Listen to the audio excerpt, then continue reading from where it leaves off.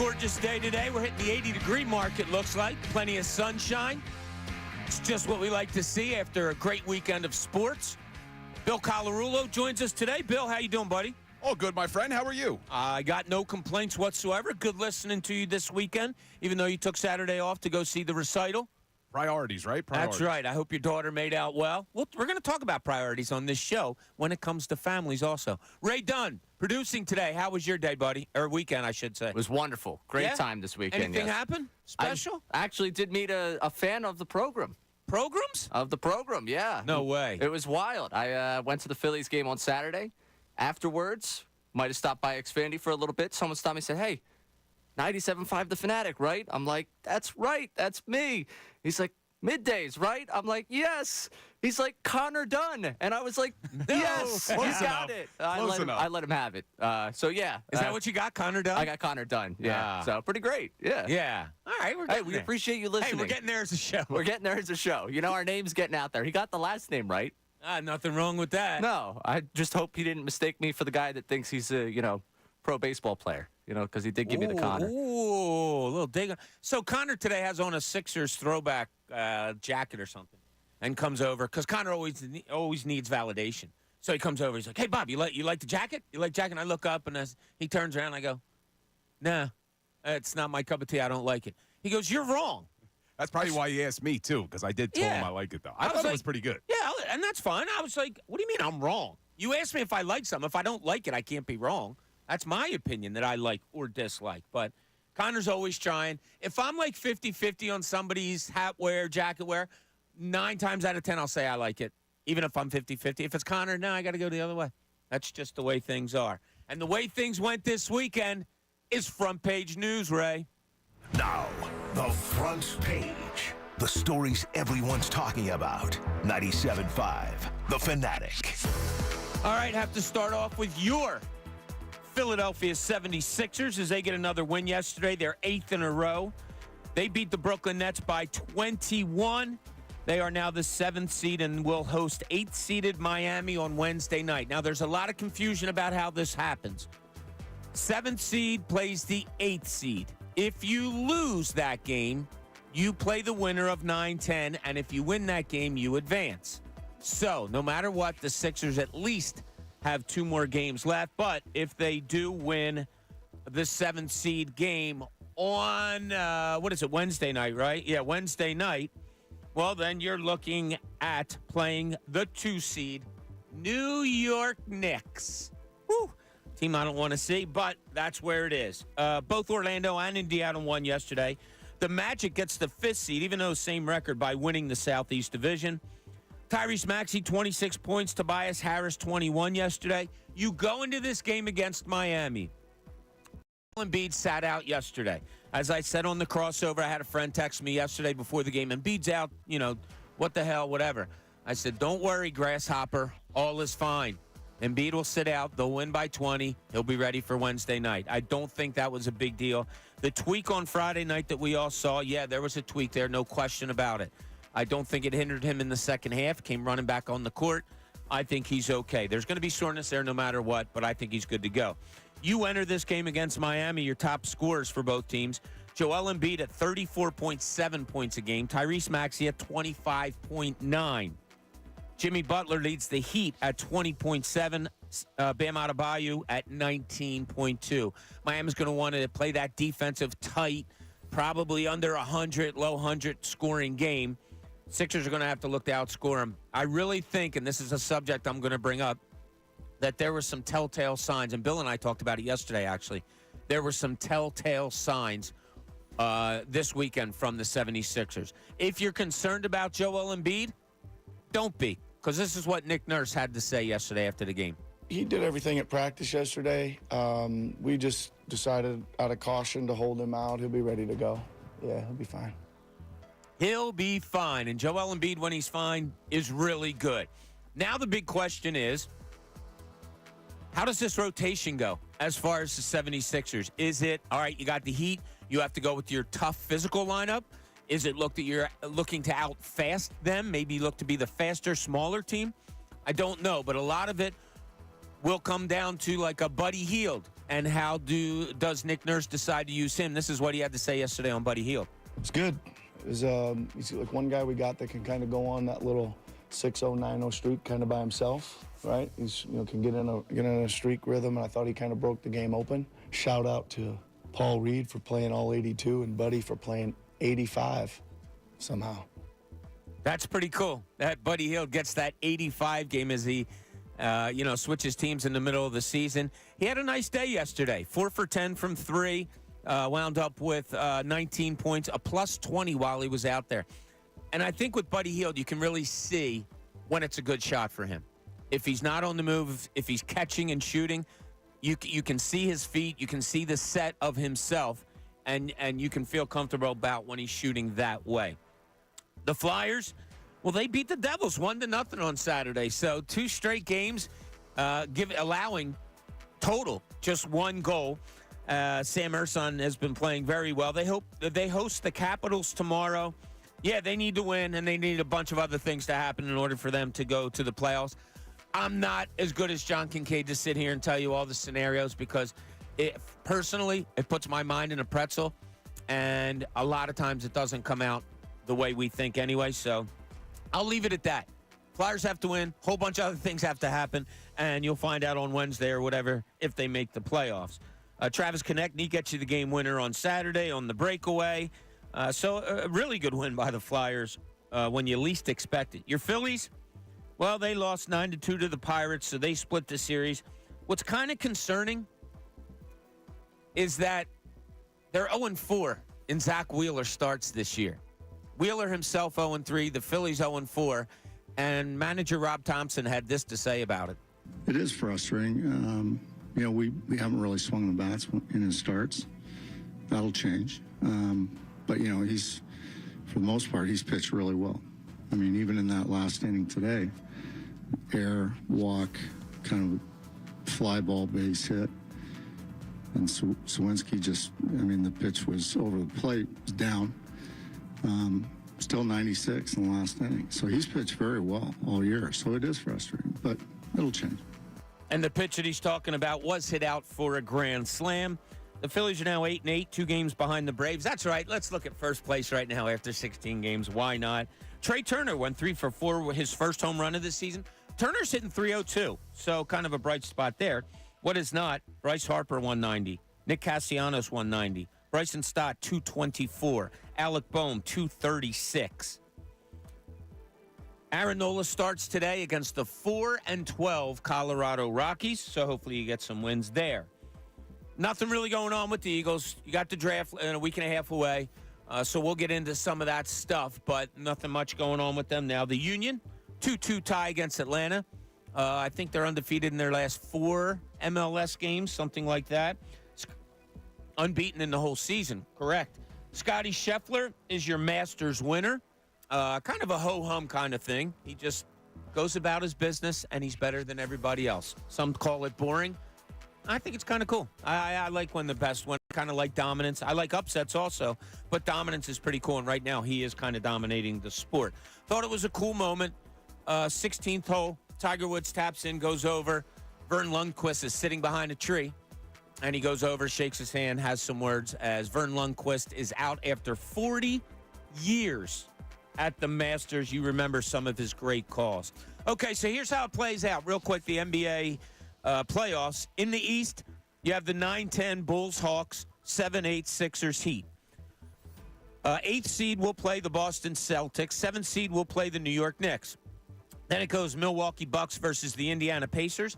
I am calling an upset in that series right now. Like Indiana to win that series. Indiana can score, and I just think they're going to be a little bit too much for Milwaukee in my upset pick. And then you have Cleveland Cavaliers as the 4 seed against the Orlando Magic. That's going to be an interesting series. Out west, 9-10 Kings Warriors, 7-8 Pelicans Lakers. 1 seed is the Thunder, 2 seed is the Nuggets. Then you got 3 Timberwolves versus 6 Phoenix Suns.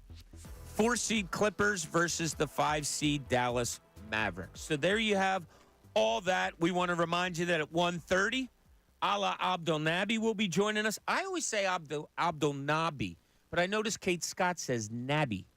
So I guess I'm going to have to ask Alaa today. Does he go with the Nabby or the Nobby? But we'll talk to him today about Sixers playoff hopes, shall we call them, as they have to engage in the play-in game on Wednesday night. Also want to tell you, and Bill, we got a package out there for you that I don't think you saw from Wawa because they're celebrating 60 years. So we got a nice little package out there from Bill Burns. I'll tell you more about Wawa a little bit later in the show. So I wanted to start the show with this, Bill, something you and I talked about yesterday.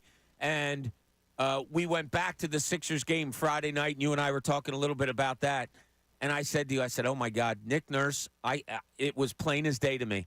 He did not want to show anything of his team fully healthy on Friday night, as it was a night of either get it into Embiid or shoot a three. There was no sets run. There was no schematic, anything going on in my eyes on Friday night to say, oh, look what they can do there. When Buddy Hield's on with, it was just run and gun and shoot. And I'm okay with that. I'm okay with the way Nick Nurse and the Sixers played this whole weekend out. How about you?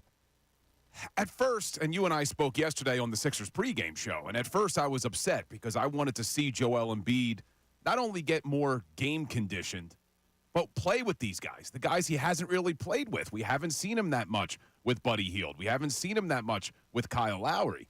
But then you said it on the pregame show. Hey, Bill, listen, he's not putting anything on film. Look at what he did on Friday night. So I don't know how I feel about it. Maybe this comes out to be a benefit to them that they haven't played together that much because, like you said, teams don't have film. I just personally would have liked to have seen them play together a little bit more just to see, because we still don't know what's the starting five. We have no idea.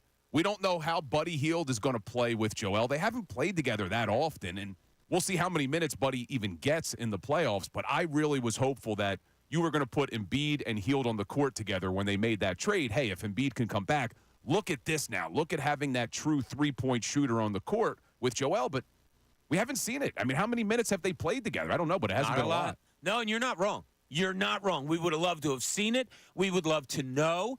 I brought this up, like John Kincade brought up on the morning show today, saying, yeah, he practiced on Saturday talking about Embiid, but probably didn't go hard.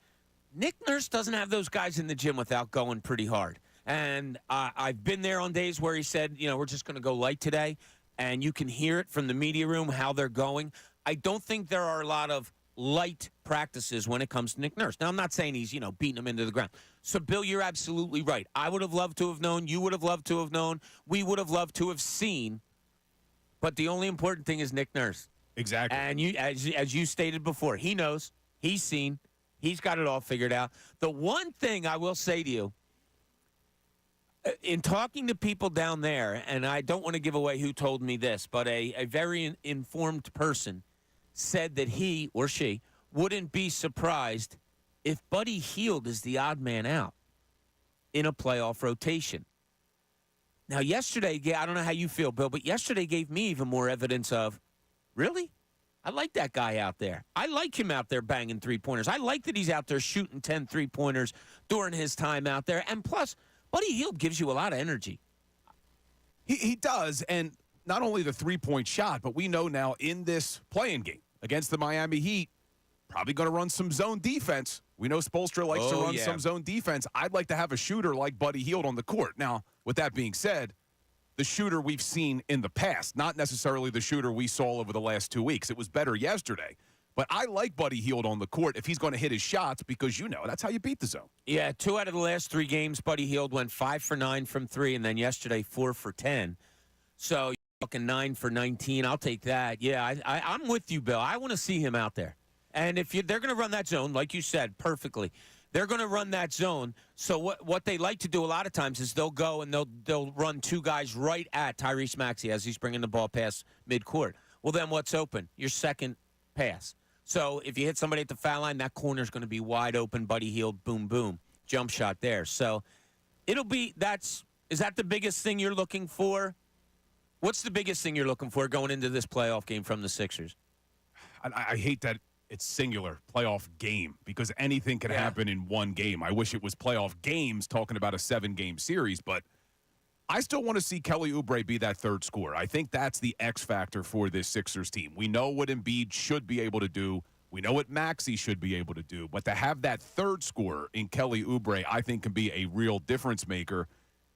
I also want to say that Nick Nurse is going to be a difference maker. But in this particular matchup, I think it's pretty even with two of the I don't know if I want to put Nick Nurse as the best coach, but one of the best coaches in the NBA. Sure. So you have him and Spoelstra going up against each other. To me, that's probably a wash in this one game. Right. So I'm really looking forward to that. You got to face it. Miami's a Heat that you can't stand playing. Miami is a team that you can't stand playing. They do mix in that zone. They play different zones too. You'll see NBA teams go zone, but a lot of times they go zone to say so like, oh, well, we played a little zone, but they don't play it well. You know, I've seen it so many times. You don't play it. Last year, Doc Rivers. Yeah, we like to go zone in this situation. Then somebody went to Tobias Harris. He goes, yeah, we never practice it. Miami practices it, and they play it really, really well. They'll play a 2-3 matchup zone. They'll play a 2-3 zone where they jump, as I was talking about earlier. They'll jump the ball handler. If the Sixers post Joel Embiid at the foul line, which is what I would love to see, they'll jump him, double him, look to get the ball out of his hands right away. That's why it has to be quick decision-making. Boom, boom, boom, and I think you'll find open shots, and they'll be there to be had. So concern level, Bill, going into Miami Miami's coming here, but going into a game against Miami on Wednesday night? I would say I'm probably 50-50, only because it's one game. I think in a 7-game series, I would take the 76ers. I think when you spread it out over that many games, the better team should win, and I think the Sixers have a better roster than the Miami Heat. I say that kind of knocking on wood, though, because we've seen them take it to another level every playoffs. But one game, I'm a little bit concerned because you just don't know what could happen. It's the reason why the NCAA tournament's always so great. You never know what could happen in one game. So if they lose this game, then they should win the second play-in, but now you get Boston in round one. So I'm a little bit concerned, but, hey, it's hard not to be a little confident when you've won 8 in a row and Joel looks as good as he is, assuming he's healthy. Yeah, and they were talking about it on the morning show today about facing Boston. I heard it a little bit. I heard them mention my name. I don't know if they correctly said. This is just me. If I'm told I'm playing the Celtics, I say, okay, okay, here you go. Let's look at the matchups there. I don't care if they play the Celtics. I don't, obviously you'd rather not right away, but that's just me. I'm kind of like, okay, all right, move ahead. Here you go. So I look for the positives of it. And that would be they're playing really great basketball right now. Yeah, that would be the positive. And I understood what they were saying on the morning show, especially John Kincade was talking about. You want to see them go through as many games as possible, meaning the Boston Celtics, because anything can happen. Injuries, they're tired, especially if they have to play Miami in the first round. Assuming that the Sixers can beat Miami in the play-in, and then Miami goes and beats whoever they play in the second play-in game, that's a tough series for Boston. Sure it is. Miami's had their number. It's going to be a physical series. You know how relentless the Miami Heat can be. So, look, all it takes is, and I'm not rooting for injuries, but all it takes is, Jason Tatum gets a little banged up. Somebody gets hurt where I'd rather see other teams beat up on Boston before we have to go up against them fully healthy. And that was my reasoning for being okay with the Sixers playing Boston first. Doesn't that also go true with the Sixers? You're talking about another series with Joel Embiid. Is he going to get through that healthy? And if he does get through that and he's not 100%, then you got to face, Boston, whoever. Would you rather not face the best team with your best team? So it goes both ways, but however it's going to play out, we'll be fine. You make a great point, Bill. If the Sixers beat Miami and then Miami goes and beats the winner of the Bulls-Hawks game, that means Miami has Boston. That's pretty cool. Yeah, as a Sixers fan, you don't mind that at all because you saw what Miami did to Boston last year. So there's a lot of things going on in the NBA. We'll talk about all that and more. Plus, I have a question I want to ask you, and it has to do with the Masters yesterday. And what would you have done? How would you have played it out? Money, and we're talking family. 610-632-0975. Join us on the line. Give us a call. We have everything on the board here. Also, if you want to send us a text, same number, 610-632-0975. Bill Colarulo joining us today. This is Middays. Bob Cooney, 97.5 The Fanatic. Fanatic Sports Update. The Sixers are in the play, and I'm Ray Dunn. This update is brought to you by Bank of America. Bank of America has powerful digital solutions for local and global businesses, so you can make every move matter. Visit bankofamerica.com/banking for business to learn more. Bank of America, N.A.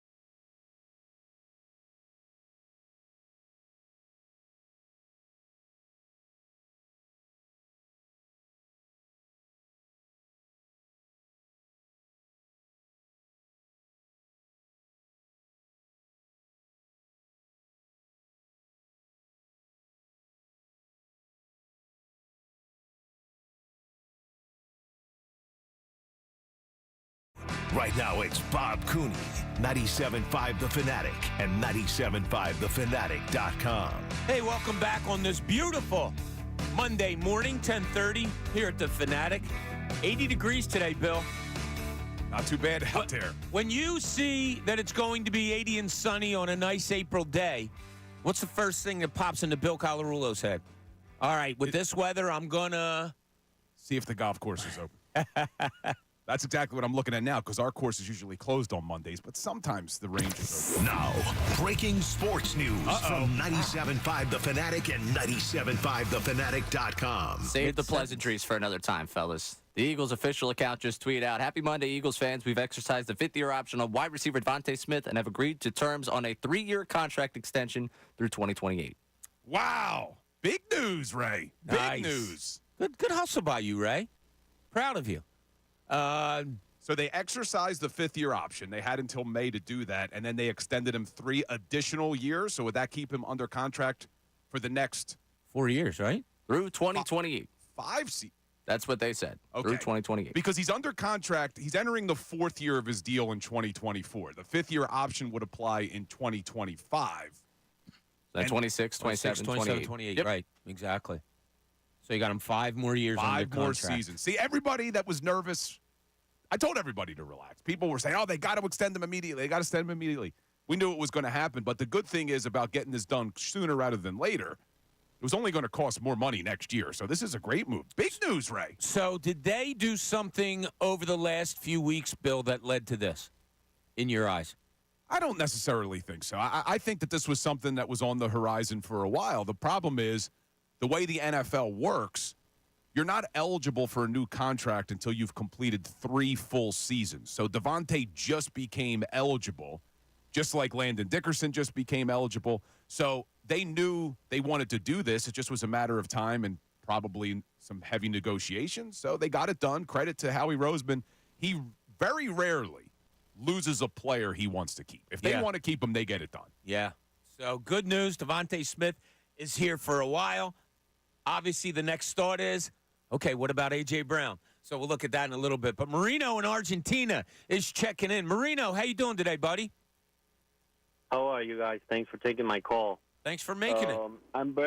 I'm very excited about this Phillies-Rockies series because Rockies are actually a team that I always follow because my best friend is a Rockies fan. So Cal Quantrill, the starter for today for the Rockies, this guy is all over the plate, leaving pitches right down the middle. He always misses with his cutter and the curveball. He's been terrible. So I think this is the one game for the guys to actually be selective and wait for your pitch. Now, on the other side, don't underestimate their batting because McMahon, Tovar, and Elias Diaz, they're all hitting over 300, and they will punish you. Like they will punish Nola if he doesn't bring his A game. 80 degrees. It's hitting time, Marino. Hitting time for the Phillies, right? Yes, sir. Yes, sir. Wait for your pitch. Wait for your pitch because they're going to give you a couple gifts right down the middle. So be patient. And great news on Devonta Smith, man. Thanks for taking my call. Have a great day. Thanks, buddy. Appreciate it. I love that Marino checks in from Argentina. Yeah. Pretty much a couple of times a week on different shows. But so the Devonta Smith, let me ask you about that, Bill. I think what everybody's going to start thinking about, the report is 3 years, $75 million, $51 million guaranteed. All right, you're A.J. Brown. You're sitting at home listening to 97.5 The Fanatic as he right now. He hears the news, Bill. What is the facial tone of an A.J. Brown after he hears that news? Well, it's interesting that it's 3 years, $75 million, because his average annual value is identical now to A.J. Brown. A.J. got 4 years, $100 million 2 years ago. So Right. he's not making more money than A.J. You also have to see the final details because is it actually a 3-year, $75 million deal? The $51 million guaranteed is pretty nice, but we'll have to see what the final year of the deal actually looks like. But I think this is a smart move. They didn't pay him more than A.J. And we talked about this last week on the show. When A.J. got his 4-year, $100 million deal, I think the cap was around $180 million. Now it's up to $230 or wherever it is. So in actuality, if you look at it that way, Devontae's making less. I mean, if you look at it based Sure. off the salary cap. But there's no doubt, AJ's going to want a new contract next season. He's not going to want to play on the final year of his deal. So either way, he's going to want a new deal next year. But I think this is fine. I don't think AJ looks at this and says, well, I want more money now because you paid Devonta Smith exactly what you paid me. If they would have given Devonta a lot more, if Devonta was making $30 million a year, which I never thought was going to happen, then I could have seen A.J. Brown being upset. But this seems pretty good. Now you have – so looking at the average values, this would make Devonta the 5th highest paid. He'd be tied, actually, at 4th with A.J. Brown. The only wide receivers who have a higher average value per year, Cooper Kupp at 26.7, Devonta Adams at 28, and Tyreek Hill at $30 million. Right behind them, it's A.J. and Devonta now.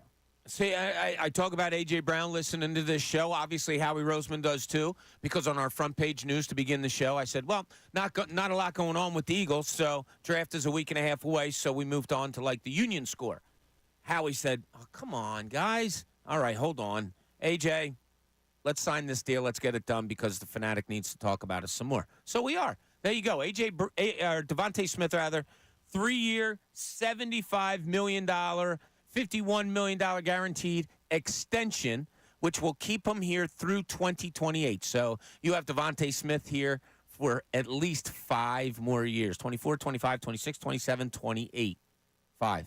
Oh, yeah. Wow. Yeah. That's how numbers work. Yeah, that is. It's actually good counting. It really is a good deal for the Eagles, though. I mean, you look at what Michael Pittman got, what Calvin Ridley got. They're getting around $23 million average value per year. So to get Devonta Smith at only, I say only because it's all relative, but only $25 million, it's a great deal. And to do it right now. They had to do it now because once Justin Jefferson gets paid, CeeDee Lamb gets paid, Jamar Chase gets paid, the wide receiver market will be reset. So that's why they wanted to get this done before that happens. But you're also looking at what's going on in San Francisco right now. Brandon Ayuk, who's their best wide receiver. It's not Deebo Samuel. It's Brandon Ayuk. They exercised his 5th-year option. He'd be playing on that 5th-year option this coming season, but he wants a new deal. Yeah. He just completely deleted all of his San Francisco 49ers. He unfollowed them from Instagram. He's not happy. So not only do you make your player happy, you avoid that next year because they could have exercised the 5th-year option and then ran into the same problems the Niners are dealing with now. So you get it done. It's not a distraction. Great move by the Eagles and Howie Roseman. Way to go, Howie Roseman. Okay, so you have him here until 2028. A.J. Brown's deal was a 4-year, $100 million contract with all of the other things. So he can build, correct me if I'm wrong, is there a potential out after 25 with him? I thought According to I Spot heard that Track, before. there is. What's that? According to Spot Track, there is. Okay. So it'll be quite interesting to see because next year, right now, the cap hit listed for the 2026 season for A.J. Brown, $41 million. And he'll be getting to that 29-year-old age. So But that's you get your popcorn ready for the Howie and A.J. back and forth next year. That's a dummy year on there, though, because his actual contract would be up in 2025, I believe. I think 2026 he's not under contract, or is he? Oh, no, you're right. He is, yeah. 2026 is the final year. Yeah, that's the $41 million cap hit. 2027 is the dummy year. Yeah, we'll be seeing next year. That's going to be our fun conversation all off season is when's the A.J. Brown extension happening? Because I don't think either side's playing out that last year of the contract. $41 million cap hit, and A.J. knowing he's 29, want to get that payday from Howie. I think we'll be intrigued to see how that one goes. Yeah, so the best wide receiver tandem in the league, as I have dubbed it before, now he is very satisfied as Devonta Smith signs a 3-year extension. It'll keep him here for 5 more seasons. So good on Howie. He never just sits with his feet up there, Bill. He's always got something cooking. No, and you look at that offense now, they're pretty set. You have Devonta Smith, A.J. Brown as your wide receivers. They still need probably a wide receiver 3. I think they'll address that in the draft. They did a nice job. They brought in Paris Campbell, Devontae Parker on 1-year deals. I'm not sold on either one of those guys, but at least they have players now at those positions that can maybe slide into that wide receiver 3, but I still expect them to draft somebody. I'm hoping they get someone that could step in there. You have Dallas Goedert. They still need, in my opinion, a second tight end. I know they just signed C.J. I'm going to butcher his name, but Azuma or something like that? Yeah, whatever. So they have him there as well. But if you look at what Howie Roseman's done, and it's really been a decent offseason thus far because he's basically made it where he doesn't have to reach for anybody in the draft. You look at all the positions where there are quote-unquote question marks.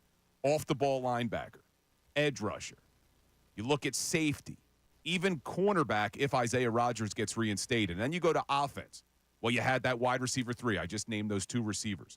The backup tight end position. Well, we know they re-signed Alberto. They brought in the CJ, who's a veteran. So he's done it where not necessarily these are great answers for these positions, but he's made it where he doesn't have to stretch or reach for anybody in the draft. So it's been a good start to the offseason. I don't think he's done, but it's been a good start. And this makes me think, I don't know why, because Devonta Smith was already here, but I'd be shocked if 80% of the Eagles' picks in this draft aren't defensive side of the ball. We know they need a lineman, and Lane Johnson, which I'm he's down the road as far as retiring. I don't want to pick his replacement. I want to try to pick somebody that has a chance to start on this offensive line if there's an opening at right guard, if you're okay with Juergens at right guard, if you need an opening, if you have an opening at center. Like, we know they're going to address the offensive line, but I don't know why. I want to see them go defensive heavy in this draft because I think that's where most of the holes are. All right, I'm going to leave you with this question before we hit a break here.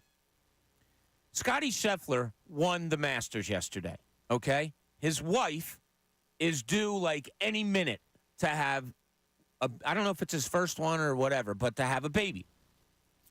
There was talk on Saturday night that if she went into labor, would Scheffler leave? Would Scheffler stay? I ask you two, put yourselves in that same position.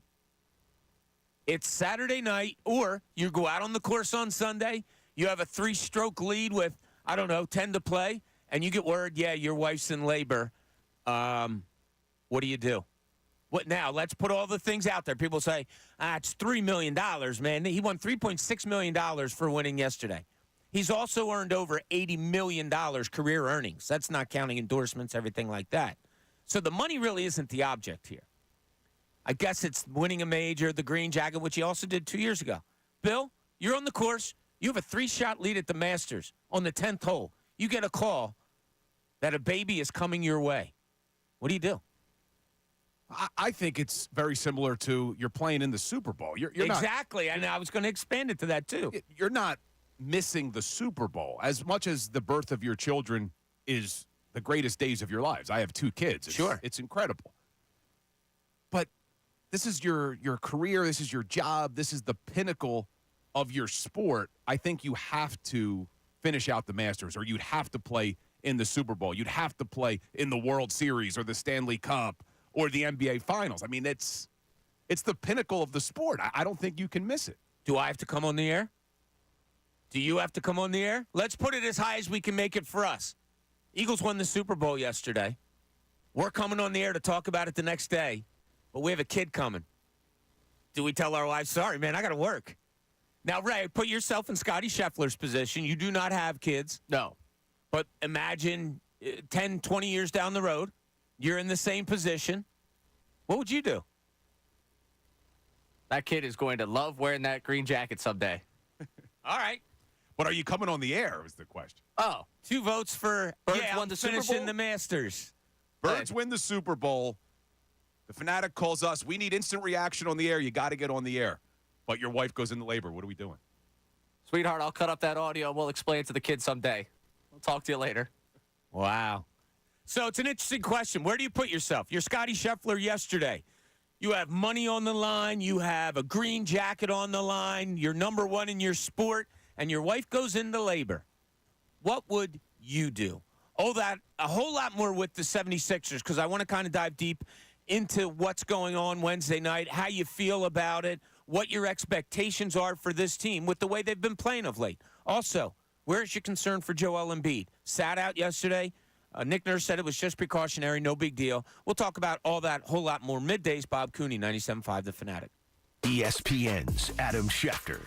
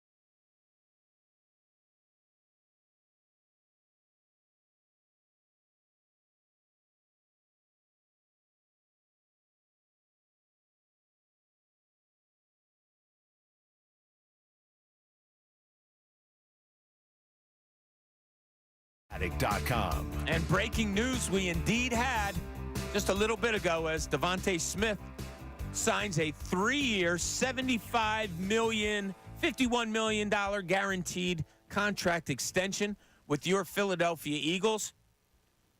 Bill, does this prohibit them from doing other things?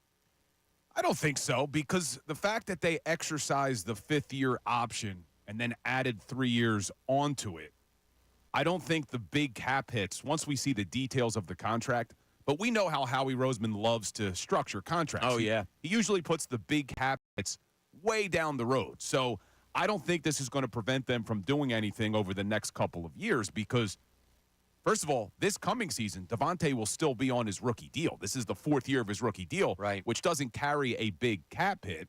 And we know the salary cap went up a record high $30 million this year to $255. It's going to go up even higher next year and the year after and the year after that. So by the time these big numbers start to hit, it's not going to be an issue. This is pretty cool here, and this is courtesy of Benjamin Solak from The Ringer. Check this out, Bill. The Eagles now have, by average annual value, the 4th highest paid quarterback, the 4th highest paid running back, the 4th highest paid wide receiver, the 5th highest paid wide receiver, the 5th highest paid tight end, 4th highest paid offensive tackle, 5th highest paid offensive tackle, and the highest paid offensive guard. What say you on that? Does anybody notice a trend there? Do you notice anything there, you guys? All offense. Hey, yeah. They're spending money on the offensive side of the ball. So what does it tell you? Does it tell you that, all right, their reasoning should be, we're just going to outscore teams? Or does it mean, like, yeah, you get this defense a little bit better, this team might be able to do something for a long time? No, they're all pretty new contracts. They're all pretty new contracts, and they've had a few players now locked up to 2028. I don't have it in front of me, but if I'm not mistaken, I think Landon, Jalen, Jake Elliott, and now Devonta Smith would all be locked up to 2028. I think those are the 4 players that they have under contract. But the beautiful thing is you cite all of those highest paid. But when you look at the cap hits, yeah, that's what really matters. And I always talk about, you look at Jalen Hurts' cap hit this coming season, it's only $13.5 million. Daniel Jones is $47. Dak Prescott is $54. Yep. So it's all about the cap hits. You see these big numbers, and sometimes it makes you nervous, but you got to really look at the details of how the contract is structured. And that's why this Devonta Smith deal shouldn't prevent them from being able to build a roster, because by the time the big cap hits hit, I guarantee you it's 3 or 4 years down the road. Yeah, I think it's good stuff. My first reaction, without looking into it, and then we're going to keep looking into it more and more, and Bill has all this stuff written down. My first reaction is great. Love it. I don't mind it at all. As you said, looking into it even further, this isn't going to hinder them down the road. They are putting a lot of money on the offensive side of the ball. Okay, if you want to be a team that outscores other teams, I'm okay with that. I had a coach in college in the area that says, yeah, I like to play up-tempo. What's the difference if I beat you 119 to 118 or 61 to 60? Doesn't matter. As long as I'm 1 point better than you, who cares how many points I give up? Okay, and maybe that is not that you don't care. You brought in a Vic Fangio. You're hoping to shore up that defense a little bit. But, man, this offense is just ready to roll. And, Bill, in your dealings with the NFL, do you notice a happy player? Do you notice maybe a performance being a little bit better when someone is pretty secure? I think so. I mean, sometimes the opposite can happen. Look at Jalen Hurts this past season. There was a lot of chatter that he got his big payday and that he changed. That was reported by a few people, because sometimes I think you go out there and you think you have to earn that big money deal, where it has the opposite effect, where it doesn't relax you. It actually puts more pressure on you. And I think we saw that a little bit with Jalen Hurts. We've heard reports he became a little bit more guarded, that everybody he's ever known in his life is coming at him because they now think he's worth $255 million. So I think with Devonta Smith, though, everything we've seen with him throughout his career, even if you go back to his days at Alabama, he's a true professional. Yeah. I don't think the contract is going to make him get too high or too low. I think you're going to see the same Devonta Smith. And he was a captain last year for a reason. I think he is one of those leaders who's the same all the time. But great move by the Eagles. They locked it up. But you said something that scared me, Bob. Uh-oh. You said, well, it looks like they're just going in with, we're going to outscore everybody. I don't know that they're going to. If I said it that way, I didn't mean. Could they be, is how I should have stated it. Well, could they be like, look, we're going to outscore everybody. We're going to play defense as best we can and try to get the best players we can, but we're going to outscore everybody. And that's what a lot of us thought last year. Going into the season, a lot of us thought, okay, they lost a lot of pieces on defense, but look at that offense. They're going to be able to outscore everyone. And even though the offense didn't look great under Brian Johnson late in the season, if you looked at the final numbers, they weren't bad. Still a top 10 offense. But the defense was so bad. 30th in the league in points against, 26th in the league in yards against, 31st in the league in passing defense. It became too tough. It didn't matter how good your offense was, and they weren't that good down the stretch, but your defense has to be better than it was last season, and I think it will. I think they've added some pieces. Yeah, so Devonta Smith signs an extension with your Philadelphia Eagles. Just a little bit ago, we got word of it, so we'll talk more about that. Also, I got some reaction on the text hotline from a couple of women about whether you would leave the Masters or not to go to the birth of your child. Scotty Scheffler had the lead yesterday. There was a chance that he would have to leave the Masters, or he would leave the Masters, or stay at the Masters as his wife was going to give birth. What say you? What would you do? I'll put you in a position, a sporting position, and you tell me if you would have left it to go see the birth of your child. Everything on the table. When we get back also, I want to dive a little more into this 76ers situation, because I had some feelings about Joel Embiid that were different from some other people over the weekend. So we'll talk that out. Midday show. Bill Colarulo joining us today. Bob Cooney, 97.5 The Fanatic. Fanatic Sports Update. Sixers locked into the 7th seed.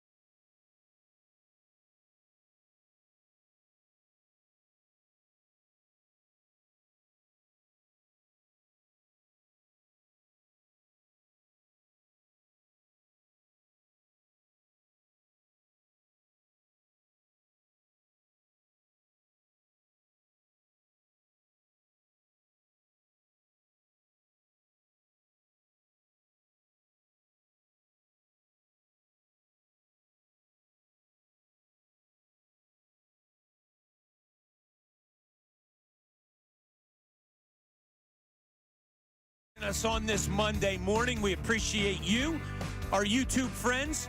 Thank you for being with us. We apologize for the short break, but we went a little over with our Devonta Smith talk. So we're here with you for a good long segment right now. I want to remind you that the 10 o'clock hour was brought to you by Window Nation. Take advantage of Window Nation's 50% off sale on all style windows. Plus, make no down payment with no payments and no interest for 12 full months. Call 866-90-NATION or visit windownation.com. Okay, I put a question out there earlier that's getting a lot of reaction here. And we're not talking golf. We're not talking about the Masters. We're talking about a situation where the leader, his wife was about to give birth, and there was question of whether he was going to leave in the middle of the tournament or in the middle of yesterday's round as Scotty Scheffler's about to get his second green jacket. So I put out there, what would you do?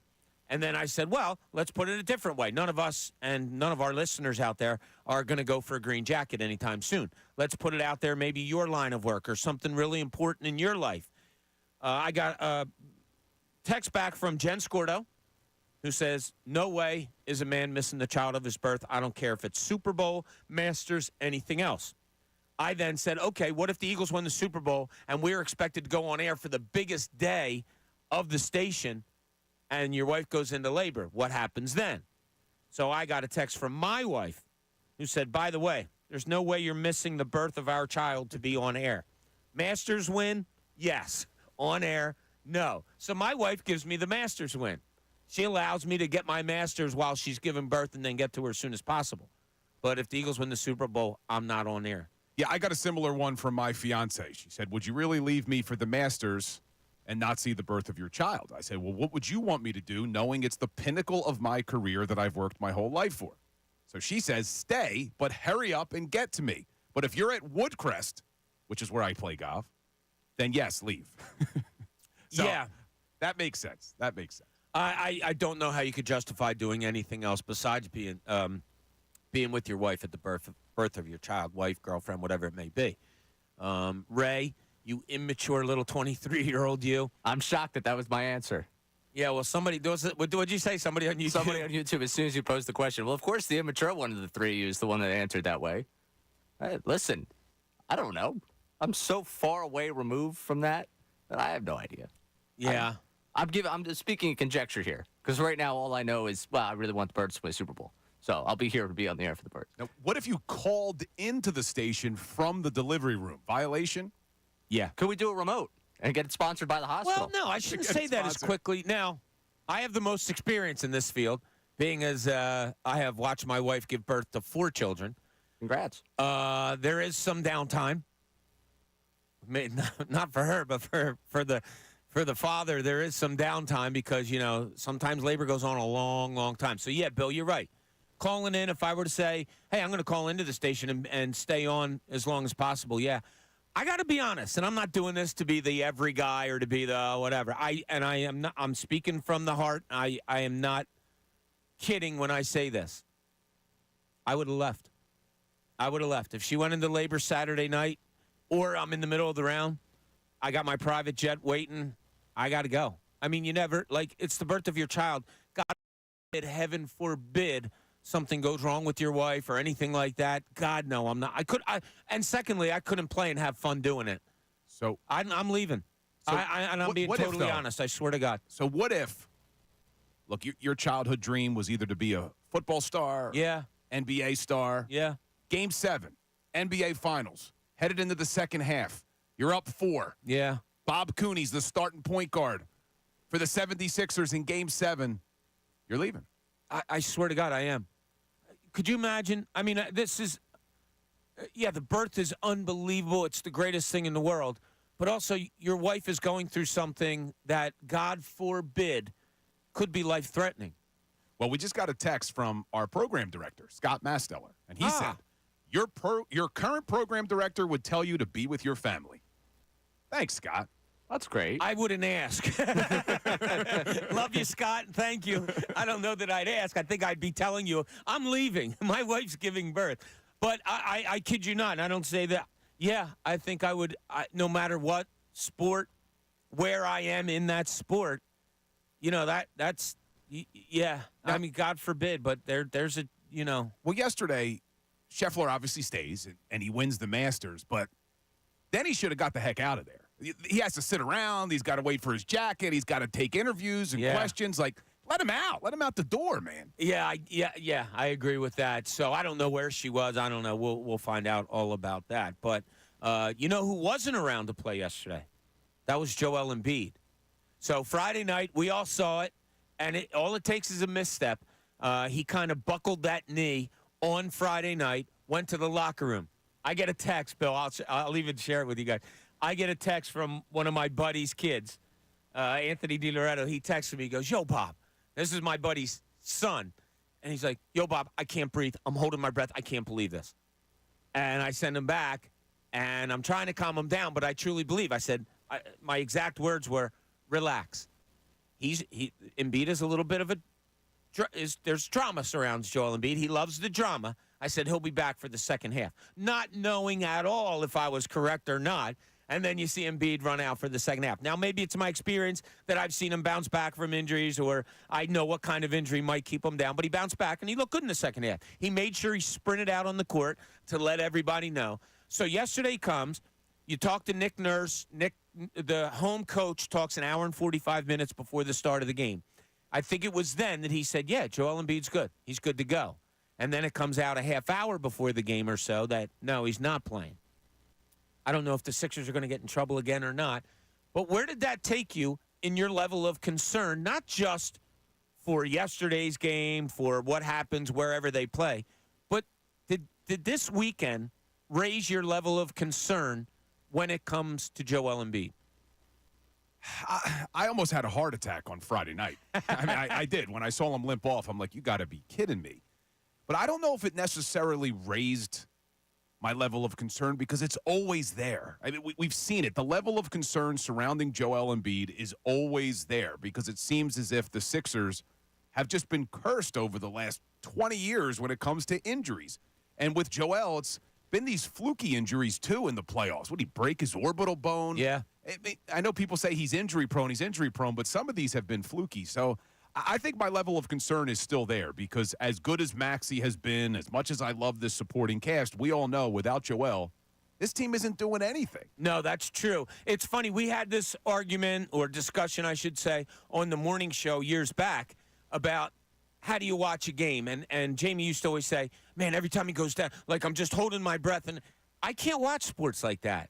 And look, it very well could be that a lot of the fandom in me was taken out of me because of my old career. You can't be a fan. You're there to cover an event and write about it and all of that stuff.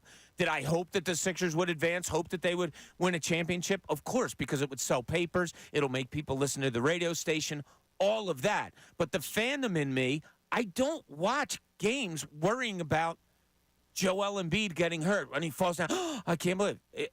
And look, I know I'm in the minority, but I just can't watch it that way. Must Do you be lose? so blissful for you. I know. I can't I'm imagine asking living you like guys.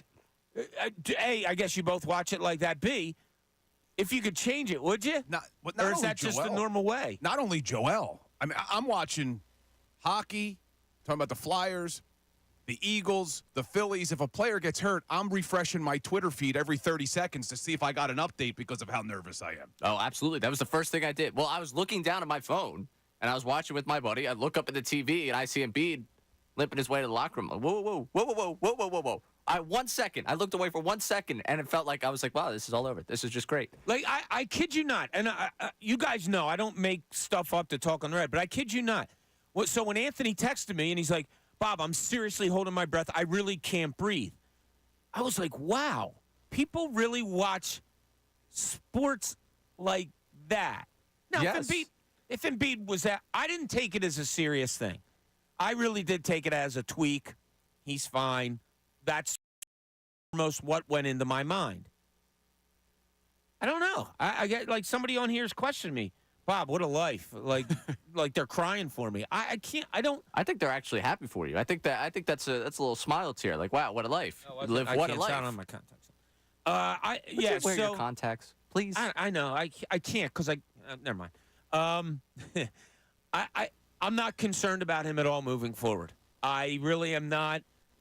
If it happens again, middle of a game, and he goes, well, then the knee's not fully recovered. And they rushed him back is my thought process. But So I don't know. on yesterday with Nick Nurse sitting Joel, do you think that was truly precautionary injury related, or it was, I don't want anybody to see the type of offense we're going to run with this new team we have around Joel? That's a great question. That is a great, great question because, as I said to you yesterday when we did Sixers pregame, I said to you on air that I really don't think the Sixers were showing anything on Friday night. It was a run and gun. Let's chuck up threes, get the ball to the big men when we can, and get out of here with a win. I truly, truly believe that. Yesterday, I didn't see much going on either. Not a lot of scheme happening. There was a one time where Nick Nurse called a timeout with 8 seconds left on the shot clock because somebody was stuck in a corner, and I was thinking to myself, okay, let's see what he draws up. Nah, it was just get the ball in bounds and see what happens. So I think there's a little bit of both there, Bill. It's a great question. I think he held him out as precautionary. Why play him in a game that you – the Nets held out 9 guys yesterday. The Nets were three-quarters of the way to the golf course. They weren't going to beat you yesterday with no matter who you put on the floor pretty much. So there's that. And then, yeah, I do think it's in the back of Nick Nurse's mind like, yeah, I'm not going to show them my rotations. I don't want them to see. And I'm not going to be tempted to show anything if Joel Embiid isn't even playing. Now, did it bother you at all that Doc Rivers just rolled over and let the Magic dominate that game? Because for them, it really did matter. For the Sixers, even though they won the game, the chances of them getting anything better than the 7th seed, they couldn't control. But Right. if the Bucks win, they're the 2 seed, and they still rolled over. That was odd, right? That was odd, especially when you're a team that at one point, I haven't looked since, but at one point after 34 games with Doc Rivers as their head coach, they were 17-17. I would assume you're looking to play your best ball you can of the season at all times. But Giannis is out. He's got the calf strain. Maybe the 3rd seed doesn't bother them all that much. Maybe the matchup is better had they been the 3rd seed than the 2nd. I don't know. Did it bother? I'll be honest. It was funny at the beginning of the Sixers game. They were showing updates on the other games, right? Scores from the other games. Oh, look at that. Indiana's down 25-20. And then they didn't show it again. So it was like in the middle of the 4th quarter. At least I didn't see it. So it was like the middle of the 4th quarter, and I said, I'll bet you those other 2 teams are winning pretty good because they're not even addressing it now. And then, boom, you see it. So if the Bucks would have won, then the Magic would have fallen to the 7, and the Pacers would have been the 5. Is that what would have happened? And the Sixers would have been the 6, or would the Sixers have leapfrogged to the 5 if the Magic would have lost that game to the Bucks? There was one way the Sixers would have leapfrogged and got to the 5, and I think as if they both lost and the Sixers won. Yes, I think they both lost. Sixers won. Sixers take the jump. Yeah. That was only to get them to 6. Because I don't know if the Bucks necessarily helped themselves, because you actually predicted in your news segment that the Pacers are going to beat the Bucks. I said that's my upset pick. Yeah, I'm going to go with that. Indiana can score the basketball. Halliburton's good, man. I like Halliburton's good. I don't know. There's something about that team that I kind of like. Now, that's kind of just on paper. I haven't really, dived into it all that much. But I kind of do like Indiana to have that upset of Milwaukee in that first round. And look, Bill, you played it out perfectly in our first segment.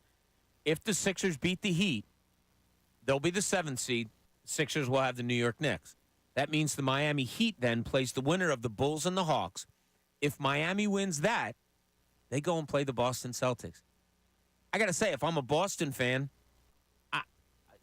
I'm not loving that. No, it's probably the last team you would want. As the 1 seed, if you could choose your opponent, you're probably taking the Magic, maybe even the Cavs, who are a 4 seed, over the Heat, the Pacers, the Sixers.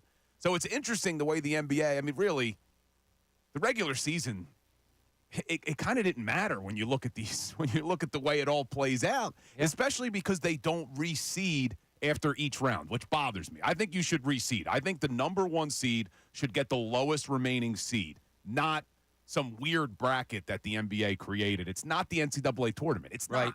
I agree with you. I don't know why they don't. The Sixers win their final 8 games, and they still only get to a 7 seed. There's no reward there. I understand records are what records are. You win it similar to football, like the Magic did, and they get that 5th seed because they won that Southeast Division. Yeah, it's kind of weird. But, what? You have a point, Ray? I'm sorry. Yeah, I just, I think at some point we need, a little bit of I don't want to call like an amendment to this play-in thing. I don't need more Bulls and Hawks this season. I'll be honest with you. I don't. Kincade just put out a tweet a little bit ago, and I couldn't have agreed with him more. You couldn't have figured out who the top 16 teams were in the NBA after 82 games, so you have to have a play-in? Like, I'm fine kind with the of West. agree. The West is good this year. That's going to be an entertaining play-in. Yeah, because you got two teams who are 10 games over 500. You look at the Bulls and Heat, neither one of them is over 500. The Bulls are 7 Hawks, games back of the Heat. I know that they're not as good as the Heat. I don't need one game between the Heat and the Bulls. And, God, if they win and we're subjected to Celtics versus either the Bulls or the Hawks, that's horrible television. The Hawks are 10 games under 500. The Bulls and the Hawks both know they don't deserve to be there. Like, this is a disgrace. It's 36-46, and they're going to play a game to decide whether there's a chance they could win 2 games and end up playing the Heat.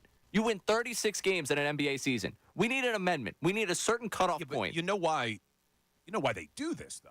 Because the play-in tournament is called the SoFi play-in tournament. They're able to get more money. Yeah, they're able to sell it. It's now with more television. Yeah. The winner of all this is TNT for getting the Western Conference both playing games because the Sixers can't play Tuesday night. Because they're going to get the more entertaining. They get the 2 West games, and Wednesday night you're left with Sixers Heat, which should be good, and then Bulls and Hawks. Yeah. Who's staying up to watch that? But as a fan, I understand what Ray's saying, that, look, this play-in tournament, especially in the East, is ridiculous. You have 2 games under 500. But as the league, this is a massive success. It's nationally broadcasted. They're going to get all the revenue money from that. It's sponsored by SoFi.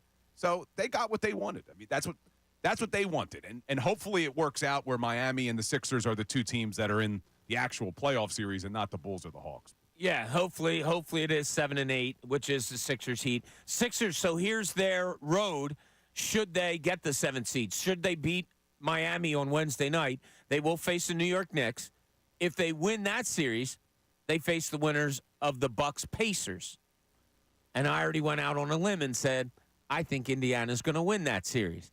So it could be that the Sixers would have to go through New York and Indiana to get to Boston if Boston comes through, whatever it may be. So it leaves up the question, Bill. You had a great one.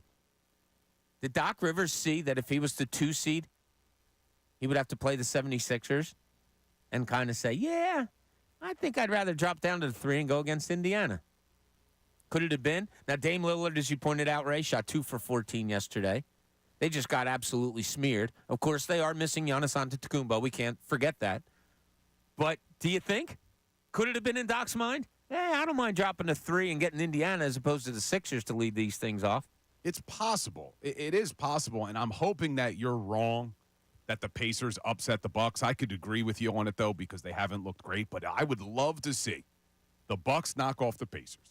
The Sixers beat the Heat in the play-in, go on and beat the Knicks, which won't be an easy series if we get there. No. But then to get Doc Rivers and the Bucks in the second round and the Sixers finally get over the hump against Doc Rivers, it would be poetic justice, Ray. It really would.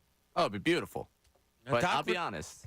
Go ahead. Doc going out in the first round, being handed a team that was 30-13. That wouldn't be a bad either. Listen, I know for our entertainment's sake, I would love to see Sixers Bucks. I love the storylines of all that. We're already talking multiple rounds down here. But I'm cool just to watch Doc get beat in the first round. Well, Doc's legacy is taking a hit because of the way his teams have performed in the playoffs over the last 10 years, right? I mean, we're talking about all those 3-1 losses, having great records in the regular season, not going, pretty much anywhere in the playoffs. I wonder. I really do. And I didn't think this before the show, Bill, until you brought it up. Could it have been in the back of Doc Rivers' mind that he did not want to face the 76ers in the first round, which would perhaps further tarnish his legacy that has been playoff busts over the last 10 years? Maybe that was in the back of his mind and the reason he didn't go for that yesterday. All right, we have a few texts that we're going to get to when we get back concerning the Masters thing. What would you do? Give us a call. Talk about anything you want to talk about that we've been talking about today, 610-632-0975. You can call and talk to us about anything Sixers, Phillies, Flyers, Eagles. Devonta Smith just signs an extension. But then I'll throw out a scenario to you. Would you leave to go be with your wife, girlfriend, whatever, giving birth to your child? or is the job more important? We have some text on it. We'll get to all that whole lot more. This is Middays. Bill Colarulo joining us today. Bob Cooney, 97.5 The Fanatic. Fanatic Sports Update. Devonta Smith signs an extension. I'm Ray Dunn. This update is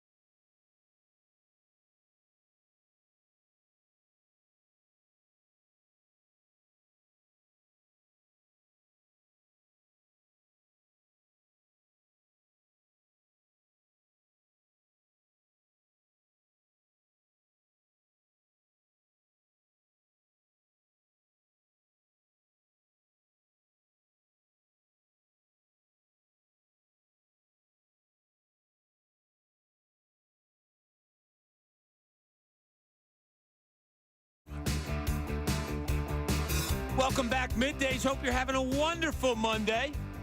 As we got a lot going on the sports scene today. As we talked about, your 76ers playing game on Wednesday against the Miami Heat.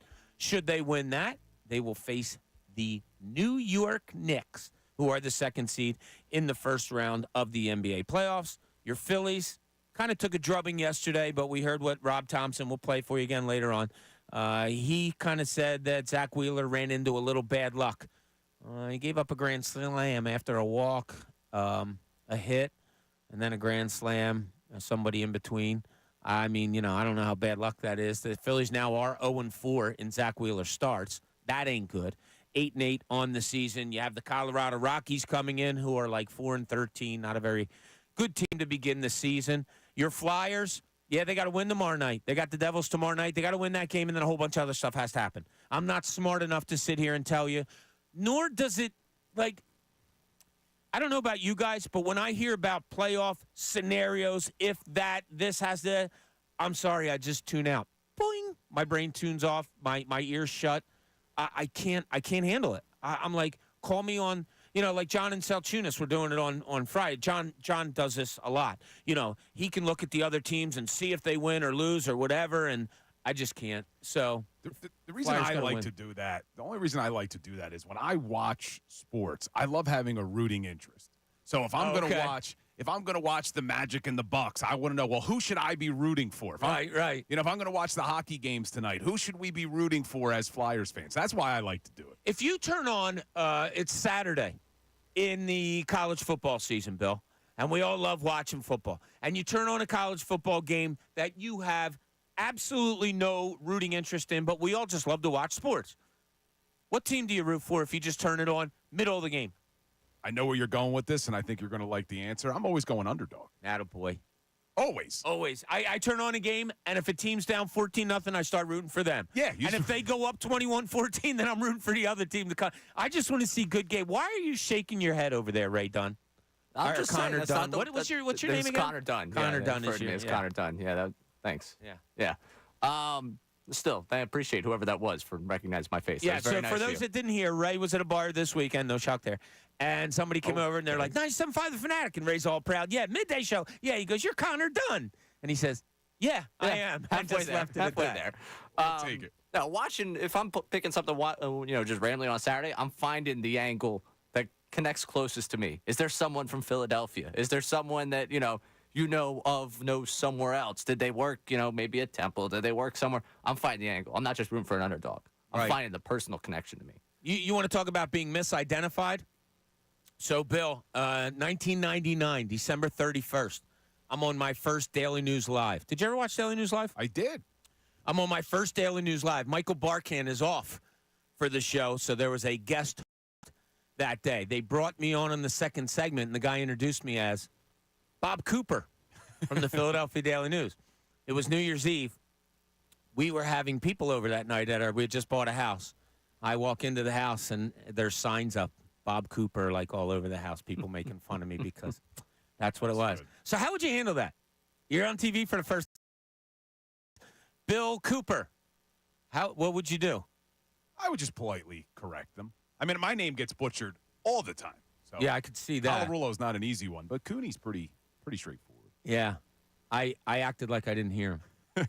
And Yeah, Mark, that's what I did last Saturday when that happened to me. It's like, yeah, you just walked away from it. no, I kept talking to him. Like, I appreciate it. walked away, mentally you walked away. Oh, yeah. I was like, it's fine. You listen to the show. That's Sounds like he listens half to the two battle. shows then. Yeah, to me. That works for me. So he's not only listening, he's got to be watching because he recognized your face. Yeah, that's true, too. That's true. Not just that wonderful voice of Ray Dunn. But hold on, Bob, I got to get this out, too, because this just makes, if you guys missed it, if anybody missed it, the big news, the Eagles extend Devonta Smith, 3 years, $75 million. They also picked up his fifth-year option, which actually makes it a 4-year, essentially a 4-year extension. But here's the great news. Not only do the Eagles keep Devonta Smith, I told you earlier in the week, last week, Brandon Ayuk unfollows the San Francisco 49ers because he's unhappy with his deal. Now Adam Schefter tweets out that CeeDee Lamb will not be attending the Dallas Cowboys voluntary workouts because CeeDee Lamb wants a new deal. Just goes to show, I get on Howie Roseman sometimes, But this is what makes Howie Roseman and the Eagles front office so damn good. They avoid these issues and these problems that these other teams have. And I don't know what the Cowboys are going to do. I mean, they're in cap hell. The 49ers are in cap hell. Yeah. And the 49ers, they got to worry next year. Brock Purdy's eligible for a new deal. So you look around the NFC, maybe things aren't as bad as some fans thought they were at the end of the season for the Eagles. Do you think fans think this is a bad time for the Eagles? I think that there was a lot of knee-jerk reactions when the season ended the way it did because, yes, it was ugly down the stretch. But this is why I was preaching. I didn't think they should have moved on from Nick Sirianni. I thought when you looked at the future, if you could get a good offensive coordinator, which they did, if you could get a good defensive coordinator, which they did, and you saw the salary cap space that this team was going to have, be patient because Sirianni did have a lot of success in his first 3 years. So I think there were a lot of fans who kind of overreacted towards the end of the season because it was frustrating. But I think they're starting to come around. I think the Saquon Barkley move was the move that immediately got everybody all excited. The Hassan Reddick trade made me and a lot of other fans, what are they doing? But now they re-signed Devonta Smith. So it's a good time. It's a good time, but they still have some work to do. Okay. It's a good time, but not said with, it's a good time. it's a good time. Well, they need to address the defense, like you said. Absolutely, yeah, right? When we went through, and I was looking at some of the cap numbers for the Philadelphia Eagles and where they spend their money, and you mentioned all the top people. Well, the highest paid, as far as cap number goes, the highest cap number on the defense this coming season, Brandon Graham. That's pretty crazy to me. Yeah. Then you have Josh Sweat. Guess who has the third highest cap hit on the defense heading into the 2024 season? My head wants to say Slay. Fletcher Cox, who's not even going to be on the team. It's a dead cap number. So that's what scares you when you look at that defense is they don't have a lot of high-paid defensive players, but you need these guys to perform, whether they're getting paid or not. Sure do. Just like the Sixers need Joel Embiid to perform if they're going to do anything in the playoffs, and Dom wants to talk about it. Tasty Cake Dom, you're on 97.5 The Fanatic. What's up, Dom? Hey, Bob. Thanks a lot for taking my call. Absolutely. And real quick, that Daily News live show was, man, everybody on that show was, like, really knew their stuff. It was a lot of fun, and I was out with Mike Kern and Ed Barkowitz, along with our editor, Pat McClune, this past weekend. Wow. They were great. The shows with Cheney were great. I watched that show with my dad every night. It was a great show. Yeah, it was fun. Bob, may I please ask you a quick question on something I saw? I really wanted to ask you about this because I never saw it before. So the Knicks-Celtics game Thursday night, real quick, Bob. Sitting next to Tibbs on the bench is William Wesley. I never saw a front office guy on the bench with the team ever. I can't imagine Daryl Morey. You ever see that before? Not that I recall, and I didn't know that Wes was on the bench on Friday night either. Wes, throughout his career, and I'm talking we were like 18 years old, he would show up at a lot of places on TV that we never expected him, right, Dom? Right, and they never mention him. No. Like, no. I thought that was real. Like, they showed him on camera like 3 times, but, like, I don't know. I can't imagine Daryl Morey sitting on the bench next to Nick Nurse. I can't imagine that happening. No. So it was just a real curious thing about that. And I just want to ask you if you saw that. I had never seen it before, and I didn't see it on Friday, no. So, but Wes and Leon Rose are doing a great job up there in New York to turn that program around, and now they're a second seed. That was my next point. I don't think what happened today to the Sixers, I don't think anything real great happened to them with the draw. And Bob, as you know, I mean, the Sixers are a better team than the Heat, but in a one-game playoff, like I would rather play the Heat in a series. In a one-game playoff, sometimes the ball don't bounce your way, and I think Jimmy Butler and Spoelstra, that's a dangerous team in a one-game playoff. It is, Dom, and thanks for the call. Really appreciate it. Hope everything's going well. Jimmy Butler, to me, I forget who I was talking to yesterday. He's started to hit that doesn't worry me as much as he used to kind of thing. Like Bill, we've gone through it in all sorts of sports, whether it's like, you're the Eagles back in time and Aikman's starting to get to the end of his career and you're like, yeah, he doesn't scare me anymore. Or Emmitt Smith is losing a step. That doesn't scare me anymore. Jimmy Butler is starting to be that. He doesn't scare me as much as he used to me. So I don't disagree with you, again, over a 7-game series. Yeah. But what bothers me is, yeah, he's 34 years old, but we know athletes, especially athletes like Jimmy Butler, they find motivation anywhere they can. And every time he plays the 76ers, it's you chose Tobias Harris over me. And it's only Harris over me. There it is. And it's only one game. So I would agree if it was a 7-game series, you may see Jimmy Butler start to lose it a little bit, get tired. He is getting up there in years, but I am a little concerned that he turns it on for this one game in Philly because he's going to find that motivation again from, hey, you took Tobias over me. And I don't care who's on the floor for Miami, as long as Eric Spoelstra is your head coach. They do some things really, really well, and he is a great, like you said, a one-game coach. There might not be anybody else in the league that you take over him. And last week, I forget which day when I was on the show with you, we were talking about athletes that we disliked. And I think Ray, one of his athletes that he can't stand is Tyler Hero, right? Oh, yeah. Can't stand him. Can't stand him. So he's another player we got to worry about on Wednesday night. Nope. Nope. Speaking of the 76ers, Duncan Robinson was my guy but speaking of the 76ers, and Dom brought up, did you ever see Daryl Morey sit on the bench? No, I didn't. But you know what I do know about Daryl Morey?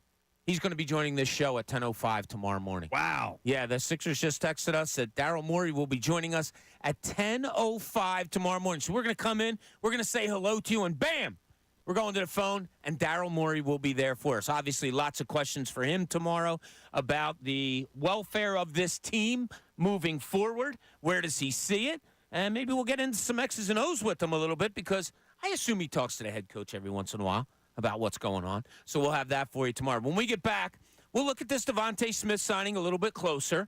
Bill made a great point about where might the Eagles be in this NFC now with other teams kind of in a little bit of turmoil, and the Eagles don't appear to be. Whole lot going on here. Bill Colarulo joining us. Bob Cooney, 97.5 The Fanatic. Amy Fadul. You see her on NBC Sports, and now you can hear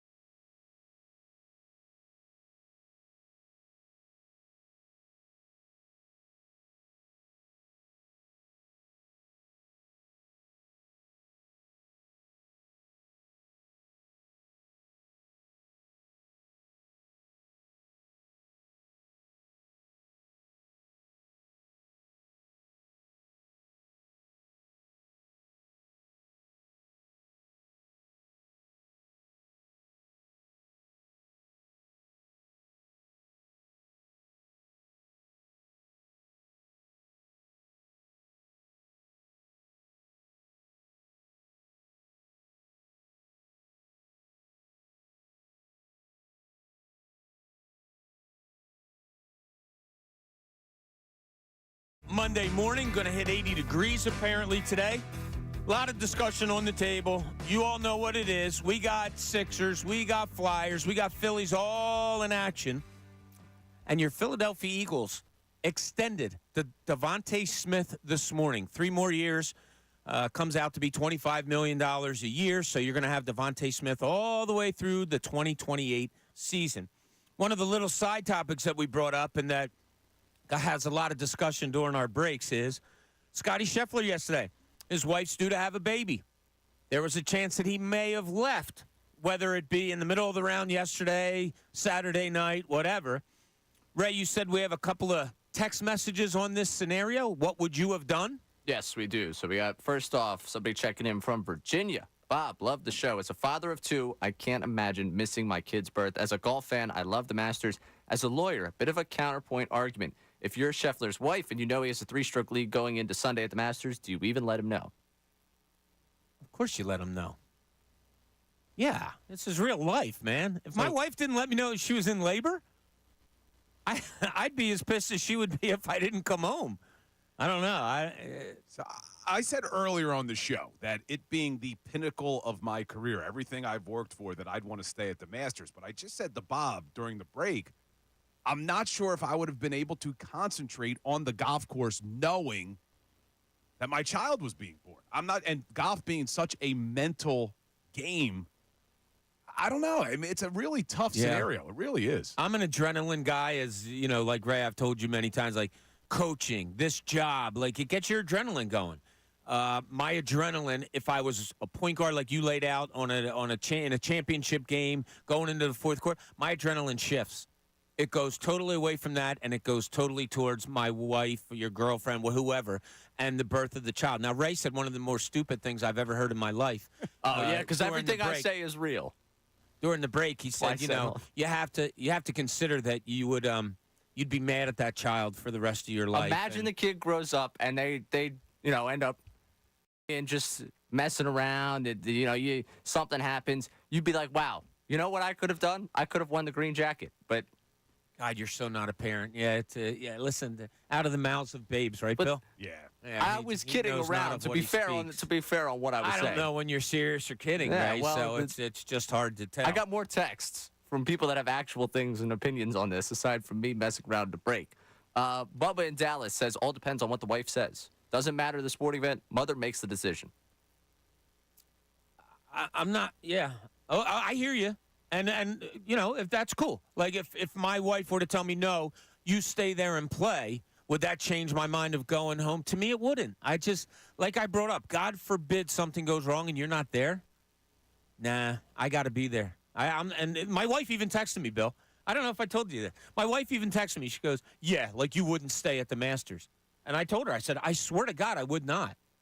I'm surprised she's even questioned me on this, but it shows you how much. What I thought, too, as I'm watching the Masters yesterday, was I doubt this was a planned pregnancy because I would think that Scheffler knows the date of the Masters and probably said, there's no way. That's exactly what Jared from Maple Shade texted us. That's what he texted? He said this is an example of poor planning. Yes. How many times do you get a chance at a hole-in-one, though?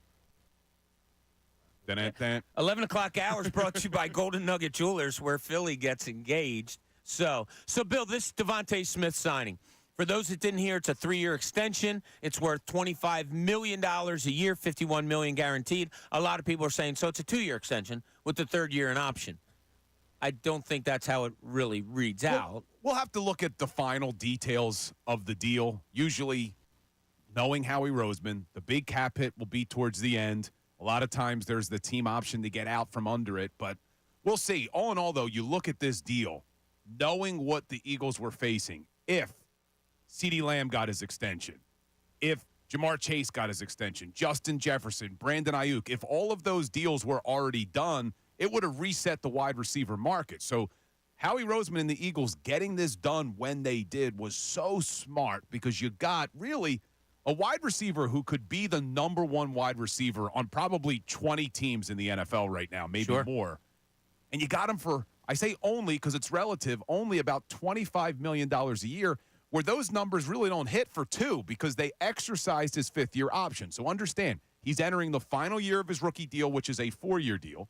because he's a first-round draft pick, it comes with a fifth-year option, and then they gave him 3 years on top of that. So just a great move by Howie Roseman and the Eagles to get this done. It gives Devonta Smith security. He's getting the $51 million guaranteed now, but at the same time, you did it before the wide receiver market was reset. Do you think all that you said says no to this question I'm going to ask you, but I'm going to ask it anyway? Are you surprised they have 2 wide receivers on this team that are making $25 million a year?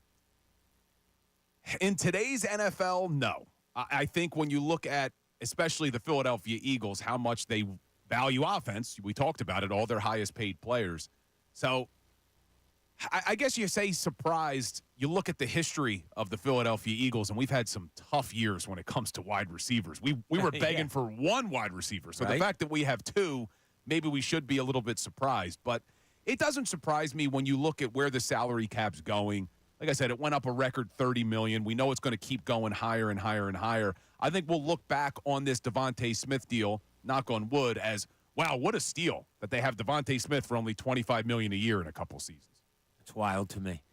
Only $25 million a year for a wide receiver on the Philadelphia Eagles is wild to me, and you have 2 of them. So Howie Roseman was at work over the last few days, probably last few months, getting this all together.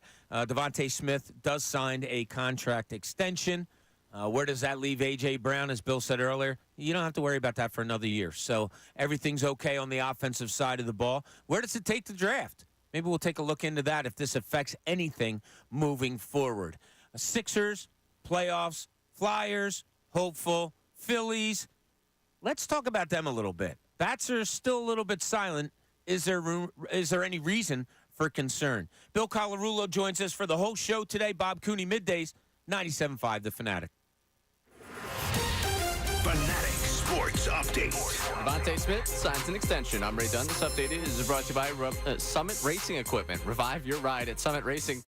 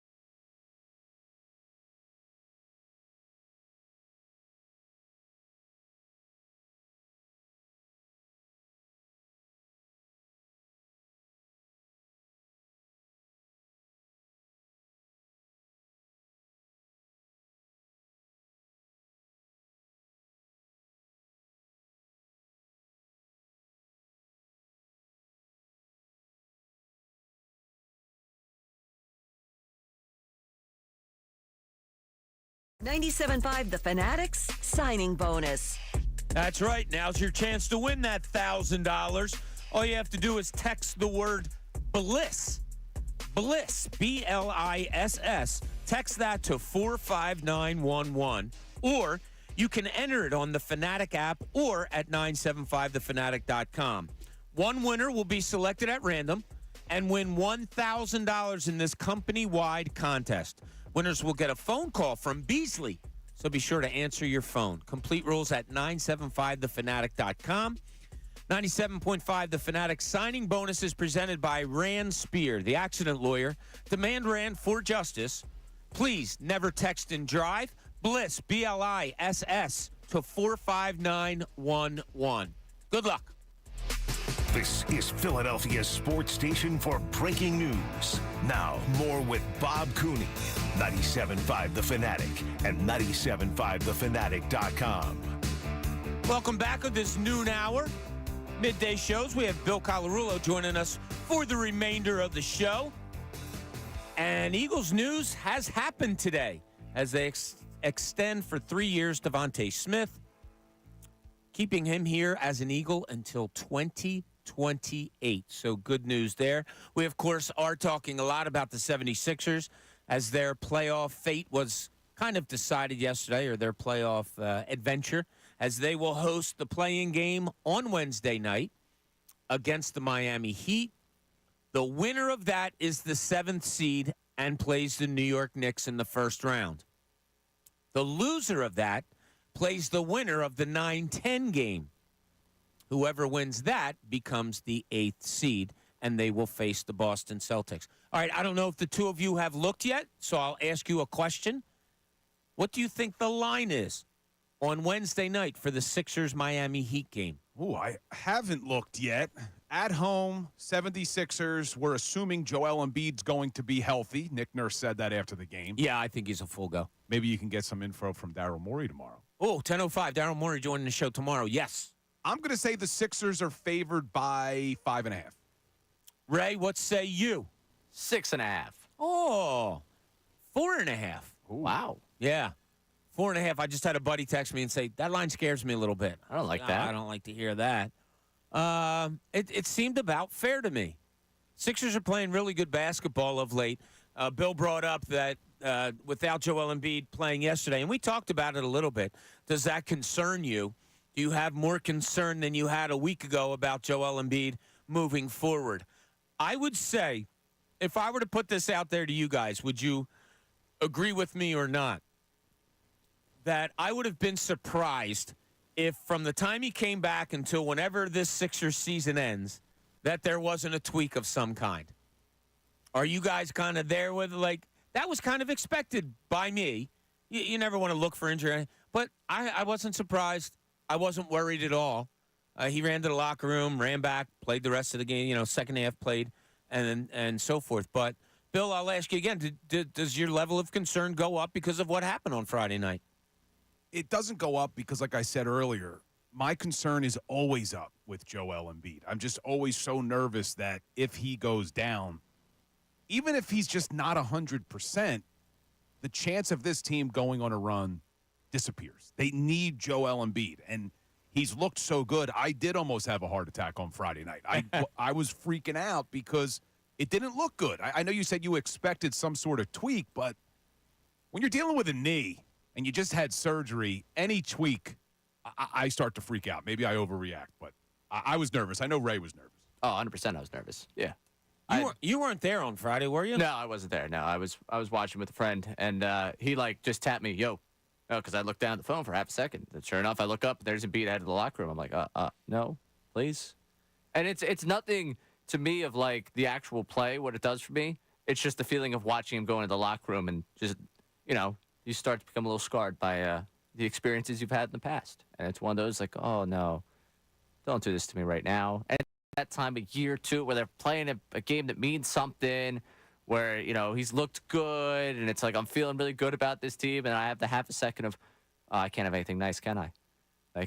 I know it's not the way I should think. I should not put the past in the feelings of the present, but it's always going to be there for me when I see him walking into the locker room. Yeah, it was like within a 10-minute span, if I'm not mistaken, we saw Embiid limp off and we saw JT Realmuto get hurt. Yeah, he took that one off the wrist. Oh, that was wicked. That guy, he's tough as nails. We hear it all the time, but man, 94-mile-an-hour fastball off of your wrist, and he kind of gives it that stung a little bit. Give me a minute. Okay, I'm back. That guy's pretty good. All right, Miami has won 7 of their last 10. They also have a player that concerns me. One of those guys that you hate to see, like, not him again. But he's not the primary guy. It's not the Jimmy Butler, and it's Terry Rozier. He just does things that are good at bad times. You know what I mean? Like, I don't know, Sixers go on an 8-0 run, boom, he hits a 3.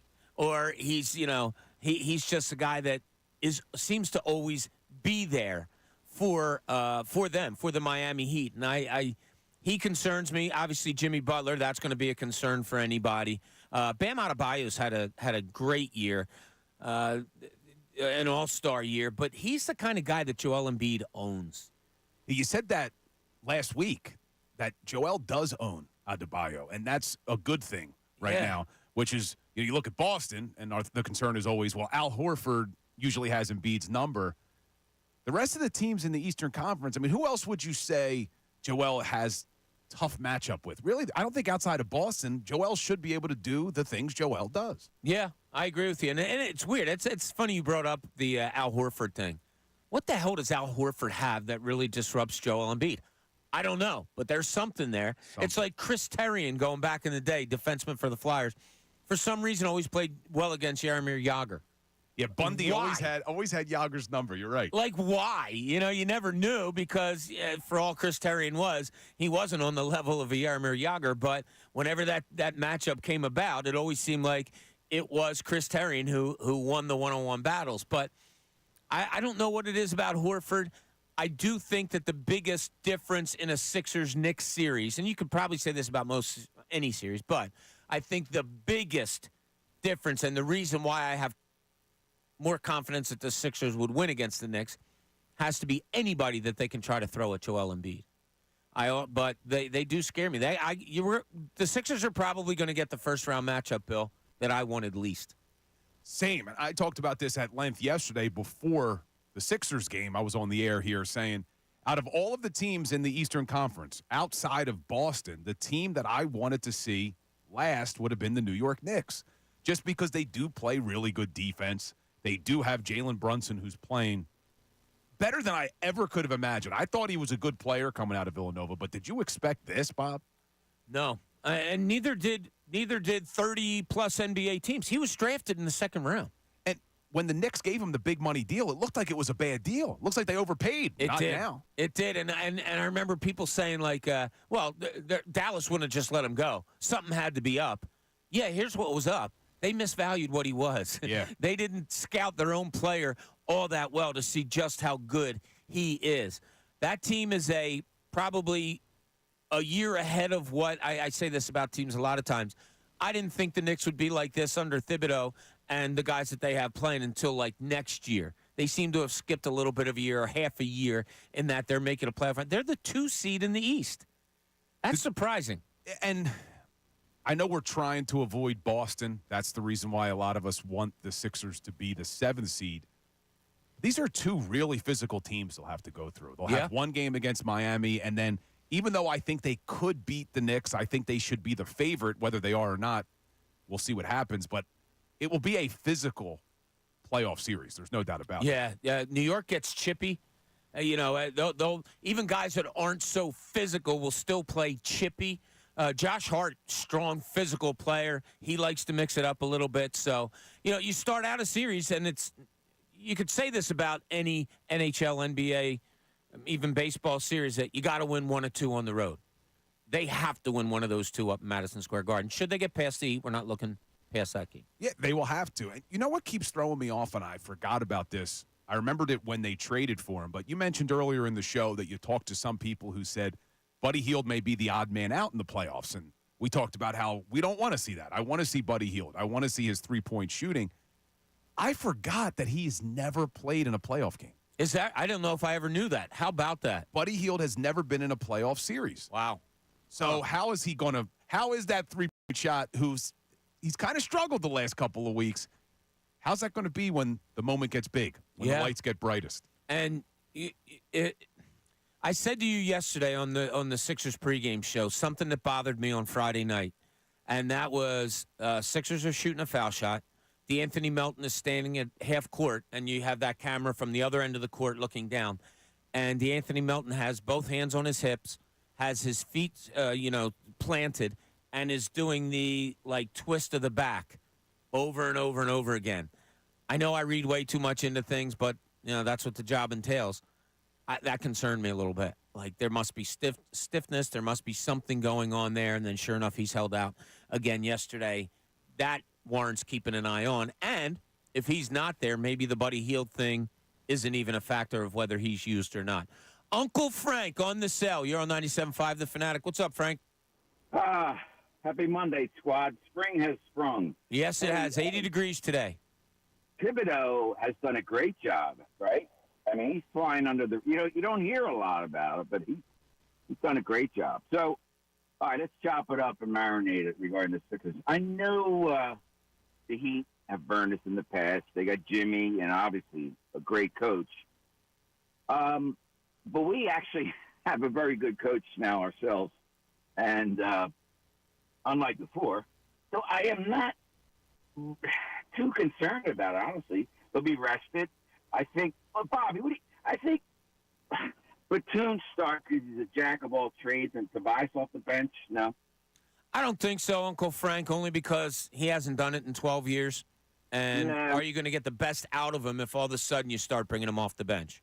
Yeah, I hear you. The psychological factor. Also, so you said Buddy Hield might not be in the rotation. Man, I think that's a mistake. Somebody that I trust said that there's a possibility that it could be their perception that Buddy Hield might be the odd man out. Now, Bill made a good, the Heat like to mess around and throw a zone at you. He would certainly keep them honest, but, Yeah, and if they go, and thanks, Frank, we appreciate it. If the Sixers go with a rotational type of rotation where they're starting different lineups against different teams because of what they are, I don't think there's any question of what the starting lineup is on Wednesday. And I think it's Kyle Lowry and Tyrese Maxey in the backcourt. I think it's Nick Batum and Joel Embiid and Tobias Harris. I think Oubre might be coming off the bench. Yeah, I think that, but I'm probably wrong. That's the only question would be Batum or Oubre, I think, because we've seen them do both. We've seen Batum be first off the bench, but it's Buddy Hield definitely not in the starting five, which when they made the trade, I thought there was a chance. But yeah, so a lot of us did. Yeah, and I just looked up, Buddy Hield has played the fourth most games of any player in NBA history without a playoff game. He's played 632 games. And none of them are in the playoffs. And it's not even close as far as 3 points made and 3 points attempted. He has over 4,800 3-point attempts, all in the regular season. The closest person to him has 1,300 or 2,000. Brandon Knight has 2,000. Wow. He has more than double the next person. Wow. So he might be a little excited going into a playoff run, but I should correct myself now. I think they will start Oubre on Wednesday, and I think Batum will still be coming off the bench. I don't want to take him out of the starting lineup. Kelly Oubre's been playing some really good basketball. I watched Kelly Oubre yesterday, Bill, and I was like, if you would have showed me this game in the middle of the season or at some point in the summertime, I would have said, he looks like he's playing game 82 of 82. And that's what he was doing yesterday. I don't think Kelly Oubre was all out there yesterday for the Sixers. I'm not worried about him at all. He's a really nice addition to this team. Somebody that can beat perimeter defenders off the dribble. I think he's in that starting lineup on Wednesday. Yeah, I think what they'll do is, and I think they did this on Friday night, was the starting five was Maxey, Embiid, Lowry, Oubre, and Harris. And then first off the bench was Buddy Hield and Nico Batum. I'm hoping that's what happens. I really want to see Buddy Hield against this Miami team. Yeah, so do I. Because they're going to go zone, as you stated earlier. You're going to see a lot of different defenses. Now, Eric Spoelstra isn't stupid. Buddy Hield goes out on the floor. I imagine he's probably going to switch out of that zone and go to some type of man. But when they play matchup zone, and they do it really well, and it's something, Bill. It's funny, Bill. I brought this up since I covered my last year on the beat. I went to every coach. I made it a thing for the season and asked about playing matchup zones. And pretty much the answer was by everybody, you just don't have enough time to teach it. Eric Spoelstra not only plays it, he's taught it too. They play it really well. Now, I was listening to Kevin Cooney and D. Lynham this weekend on Sunday, and D made a good point that when you're going up against a zone, not only does it make it difficult for you on the offensive side, it's hard to pick up your man on the defensive side when you're playing man because they're not always with you in the transition game. Yeah, it's true. It's more of a run back to the foul line and then find your guy and make sure you get out, and that's why you find a lot of open threes. Miami, what they did against the Sixers, I think it was the last time they played them, Sixers jumped out to like a 13-point lead. Boom, Miami went full court press, a 2-2-1 zone, and turned the Sixers over twice like that and got 2 3-point plays. Cut a 13-point lead down to 7, like within seconds. You have to watch out for everything when you go up against a Eric Spoelstra team. And I think you might feel this way too. I feel more comfortable with Nick Nurse there facing an Eric Spoelstra than I even thought I would at the beginning of the year. Yeah, it's because Nick Nurse I was looking at as an advantage against most of these other Eastern Conference teams. But I don't think, and this is not a shot on Nick Nurse, it's just how good Spoelstra is, we don't have an advantage in coaching. If anything, it's a wash. Would you agree with that? A wash would be maybe a level above. I think you have two really, really good coaches. So let's not even kid around about that. If I had a team I don't know how to say this. Yeah, I'll call it a wash. Yeah, I'll call it a wash. The Sixers definitely don't have a coaching advantage. Nor do they have a definite coaching disadvantage. Exactly. So. Okay, right. That's exactly how we should put it. I can't wait to see these two go up against each other. I almost wish, only because I love. No, I'm not going to say I wish they had Miami in a 7-game series, but no. I look forward to Miami playing Boston. If this all plays out well, could it be any better for the Sixers? You have 1 seed Boston. That's got to go up against Miami. 2 seed you're playing. So, you control their fate as far as that goes. Milwaukee is a 3 seed, is where the Sixers have been for so many years. Won a lot of regular season games. You got yourself a 3rd seed, and your best player's hurting. And you don't know how 100% close is he going to be when the playoffs start. So a lot of things have played out pretty cool for the Sixers, just maybe. I don't know. I like that they're playing Miami. If they had to play this playing game, that they're playing them at home with the way they're playing. I like the Sixers on Wednesday. I think they're going to win the game. I'm not putting anything more into it than that. I agree with you. Look, people are nervous about Joel. You think it was more of a precautionary thing. That's what Nick Nurse said after the game. I know John Kincade on the morning show this morning kept saying, but Kate Scott kept saying the Sixers are hopeful. And he kept emphasizing that word, hopeful. I'm hopeful that Kate Scott was only using that word just because she was not really meaning that, just kind of saying, hey, they're hopeful he's going to play. But knowing, hey, he's definitely going to play. I'm taking the words of Nick Nurse more than I'm listening to Kate Scott, just because Nick Nurse was very clear that this what he played. He practiced hard. This was more a precautionary thing. So here's how I read it was Kate and Alaa are getting ready for the game yesterday, and Alaa will be joining us at 1:30 today. They're getting ready for the game yesterday, and she goes over to Rob King, the PR expert of the 76ers, and says, all right, so I'm cool on air saying Joel's going to play on Wednesday night. And Rob King says, we're hopeful. And she may have said it again, but can I say he's playing? We're hopeful. So, and not, like that. So she has to go with that. That's all I took it as. I would be shocked, barring something happening in practice between now and Wednesday night, absolutely shocked if Joel Embiid isn't in that starting lineup. Ray, you had something here about the Sixers and the line? Yeah, Tyrone came in and said that I know we were getting a little concerned with the line, but they are the biggest favorites of the playing games. Oh, is that right? So they are getting the respect as compared to the other playing games of a team that is most likely to win. Okay, very cool. I do like the Sixers on Wednesday. I do think they take that game. I got to tell you, my first thought, handily. Really? I do.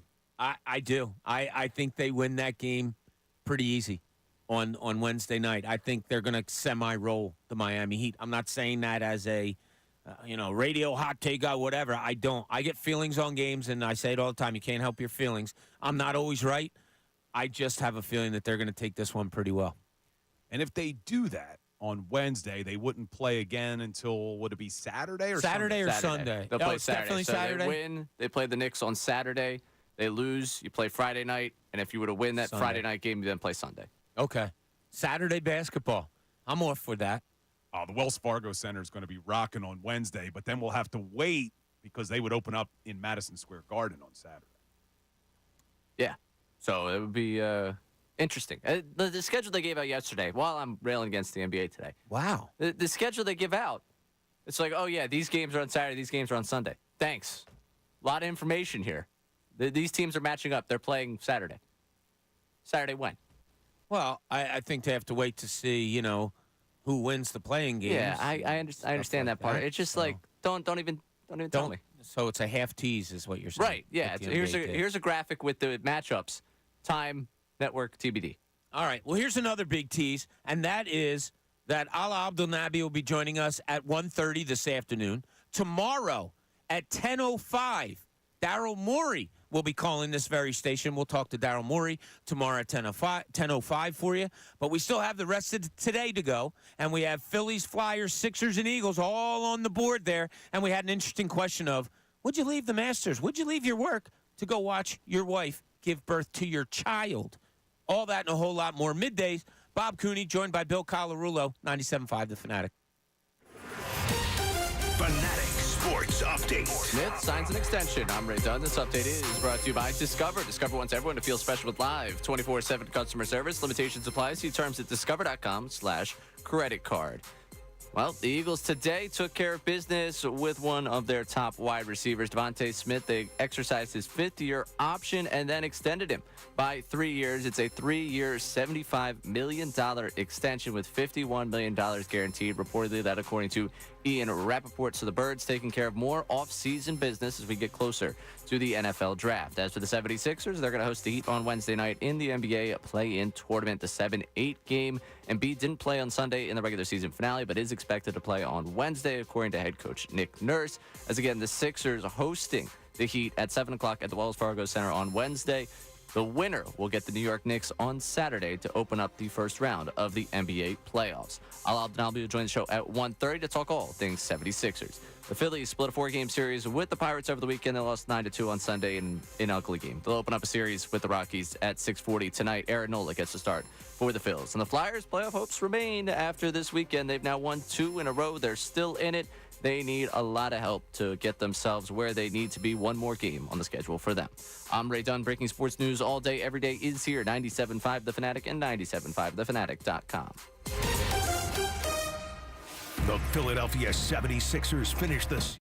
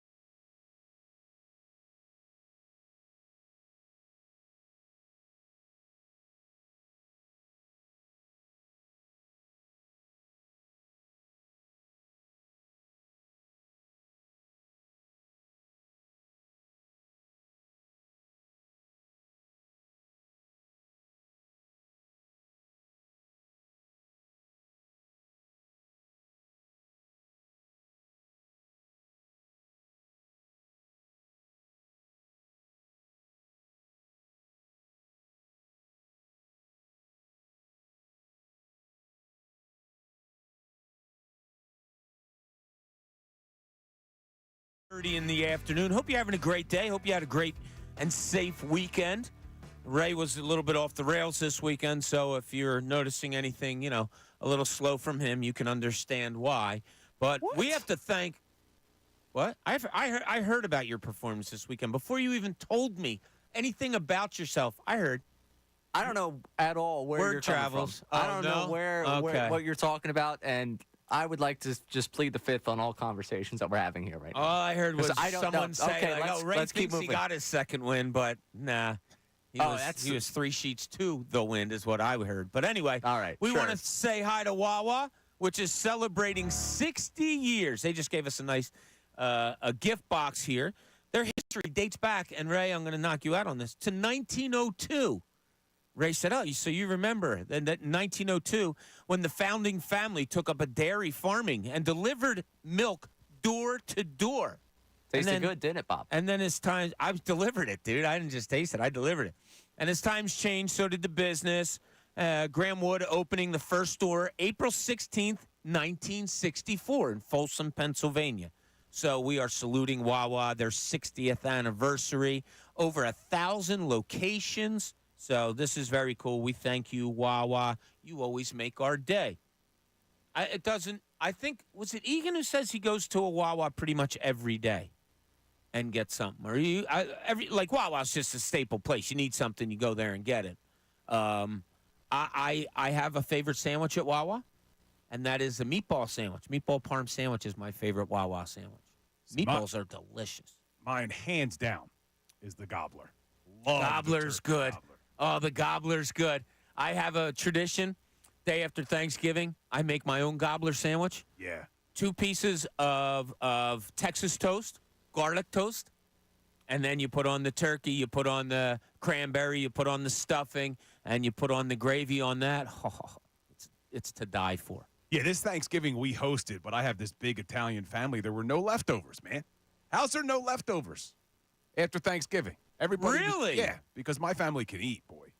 Wow. My family can eat. So we always, no matter what, and no matter how many people, we always host, and the numbers have gone down through the years as families, kind of move away and all that stuff. But we always get like a 24-pound turkey, and there's always tons of leftovers. So I got a question. I just got a tweet, Bob. I just got a tweet. So we were talking before the break about the Miami Heat. I mentioned that it always makes me nervous when it's only one game because anything can happen in one game. So we got this question from DeWad Spriggs. Says, is it Joel's knee that scares you, or is it the Miami Heat that scares you more? So you're not scared at all of Joel's knee. Bob's fine. I don't. I'm okay. And look, it could be because I've seen it so many times that it's worn me out that I don't have feelings anymore. I think he's okay. I think he's fine. He's not going to be 100%. We'll hear all that. You can't be 100% after having surgery in the season and then coming back. Understand all that. No, I'm okay with the knee. Does the Heat? I'm telling you, a coach told me a long time ago, you can't help how you feel. I really feel that the Sixers take this one pretty handily on Wednesday night. So I guess I have no worries right now. I know it was a different team, but you looked at the Orlando Magic game on Friday night, and a lot of people thought, this is going to be like a playoff game. Sixers dominated pretty much most of that game. And as I told you on the pregame yesterday, I didn't think the Sixers did much of anything as far as plays, as far as matchups, schemes, anything. I saw a team that went out there and said, we're better than them. We have more talent. Joel Embiid's here. We'll dump it to him. Look for him as much as you can, and otherwise chuck up some threes and see what happens. I just think that's what the game plan was on Friday. So we're going to see how Nick Nurse uses all of these pieces because you're right, he's kept it pretty vanilla since they came back. But you're going to have Daryl Morey on the show tomorrow, 10:05. Right now, I know we'll see what happens in the playoffs, but right now, looking at the trades and the buyouts that Daryl Morey took advantage of this season, what are you looking back on as being the best move, or hoping, I should say, will be the best move as the playoffs start? It's weird because I didn't expect this to happen, so maybe therefore I'm overrating it a little bit. I honestly thought that Kyle Lowry was brought in here to be a 10 to 12 minute a night guy and to help coach and to be a good locker room guy. And he's playing 30 minutes a game. And he's going to have to, right, Bill? I mean, I look at him as a key factor against Miami on Wednesday night. I mean, who knows Miami better than Kyle Lowry? Sixers went down to Miami and beat them by, I think it was 109, 105 or something a few weeks ago, and Kyle Lowry played a big part of it, just being in the game, keeping the team where he does, doing what he does on the floor. Yeah, I guess I'd go Kyle Lowry. Isn't that crazy? I think I agree with you because when the trade deadline first hit and they made the move for Buddy Hield and they brought in Campaign, I said, oh, okay, but I don't think it's going to be enough. I don't think it's going to be enough.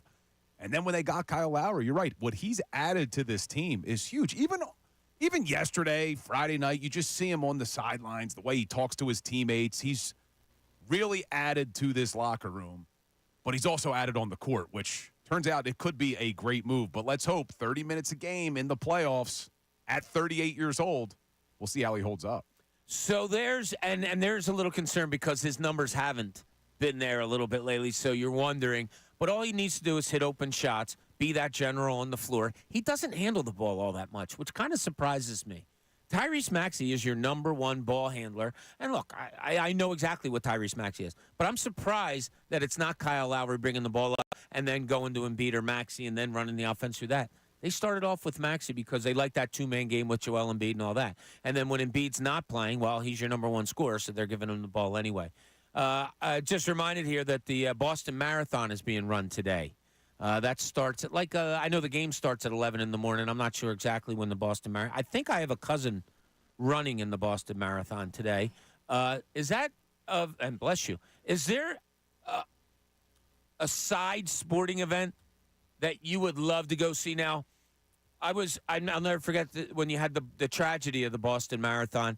I was in the air when that happened, landed in Detroit covering the Sixers and got off the plane and into a car and found out what had gone on. And like a week later, I was in Boston, and I went right up and down exactly where everything happened. And oh, my God, how chilling it was. But is there like a non-major sporting event that you'd love to get to? Of course, you had the Masters this weekend, Boston Marathon being run today. Because I got to say, I would love to be standing at the end of the Boston Marathon. I would love to, if that was a tradition I could do every year. If it was in Philly, if I could stand at the end of the Philly Marathon, if it was as big as the Boston Marathon.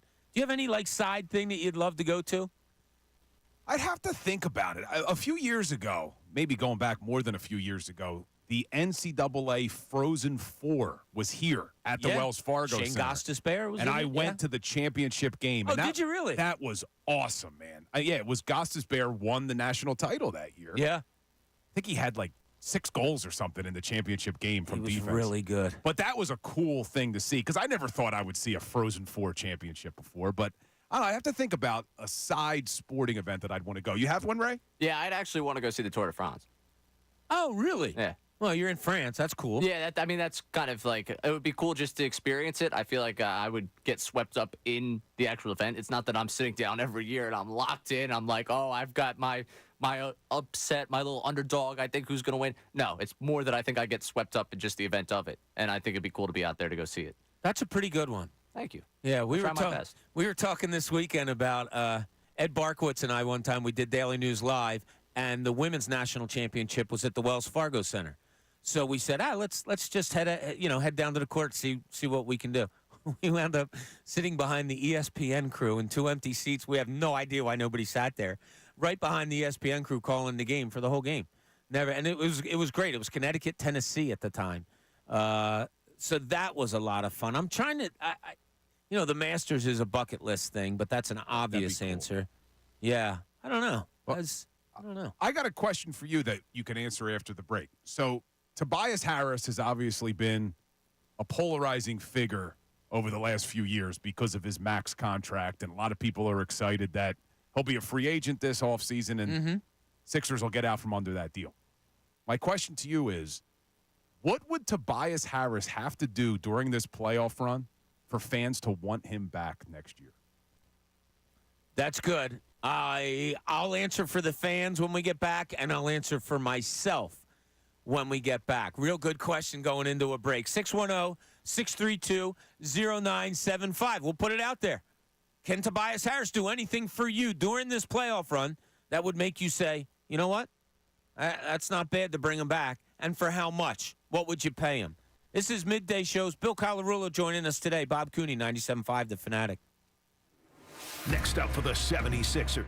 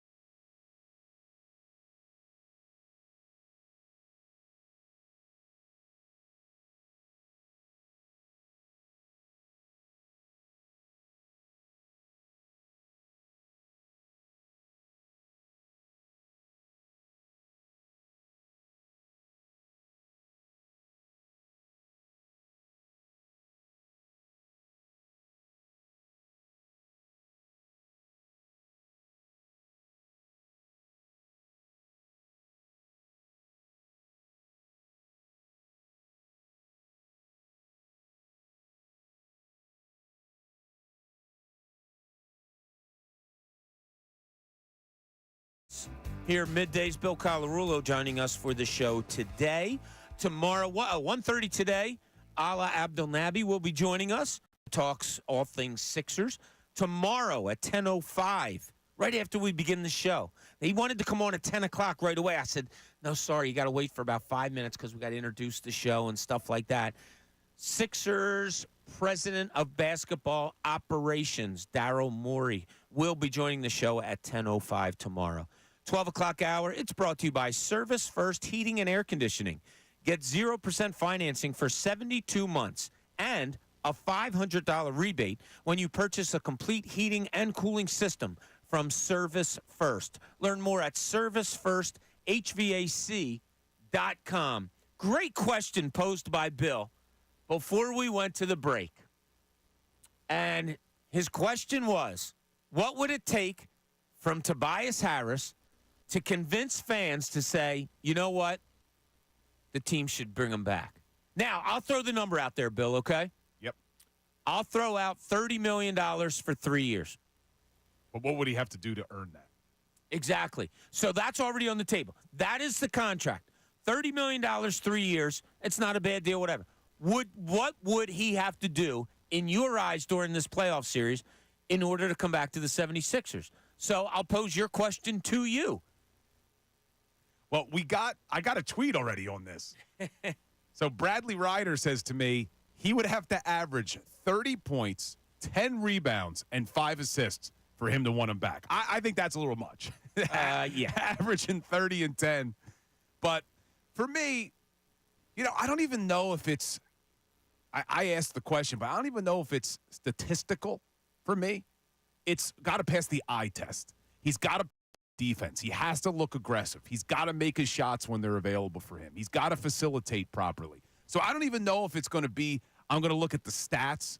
But if he shows me that he can really be a difference maker on the court and help the Sixers make a playoff run, if they get all the way to the Eastern Conference Finals and Tobias Harris is in the starting five contributing, then I say, you know what? Maybe you do bring him back on 3 year, $30 million. I've said on these airways an awful lot. Careful what you wish for. I understand the Tobias Harris thoughts by fans. But he is a 17-point-a-game, 7-rebound-a-game guy. He generally is a, 48% shooter from the floor, around 40% from three. Are you going to find that as a third, fourth wheel much anywhere? Now, is it a case that you look at Kelly Oubre, younger, all of those things, and say, all right, it's his turn. He's the new Tobias Harris. And I'm not saying max contract guy, but do you give him maybe a deal that is very beneficial for him? And you can say, it goes Maxey, it goes Embiid. You're the next guy. Do they bring back a Buddy Hield? I mean, could that be a guy that's proven himself during these playoffs? I don't know if there's anything. I think we know what Tobias Harris is. I think your mind has to go to, is that enough? Would you bring him back for that? What about you, Ray? I needed this. I feel like I know him at this point, so I don't know if there's really a ton that's going to do to change my mind. But in terms of what I'm looking for this postseason, I need a decisive Tobias Harris. That's what I need. I need a guy that when he gets that basketball in the corner, if he's got the open shot, he's taking it. He's not putting on the ground. Oh, let me see if I can take you in and maybe turn around on you and get a jumper there. Or, hey, I got the pass here. Instead of thinking about what I'm doing here, is there one more quick over, one more shot? I think it was, I want to say it was this Friday or Sunday, one of these games over the weekend where there was a wide open Tyrese Maxey in the corner. And I'm screaming at the TV, man, just, take that second look to get it. You don't have that open look right now. Swing that basketball. I need a little bit more decisiveness from him. I feel like I'm putting it on him to be a player that I don't think he's been. And it's not anything against him, but it's just not the player he's been. He's not the player I've grown accustomed to seeing. Yeah, and the shame of it is the goodness is never going to outdo, or the badness is never going to outdo the goodness.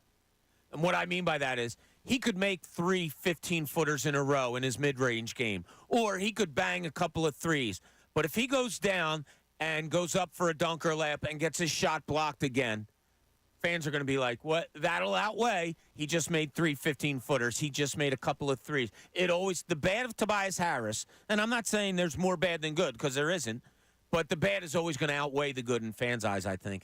Yeah, it's because, and it wasn't his fault necessarily. It's because of the contract he got. Being a max deal guy, you wanted more. But I'm looking at his playoff stats right now, and I guess I forgot. But you go back to the 21 playoff run. He averaged 22 points, 3.5 assists, 8.5 rebounds.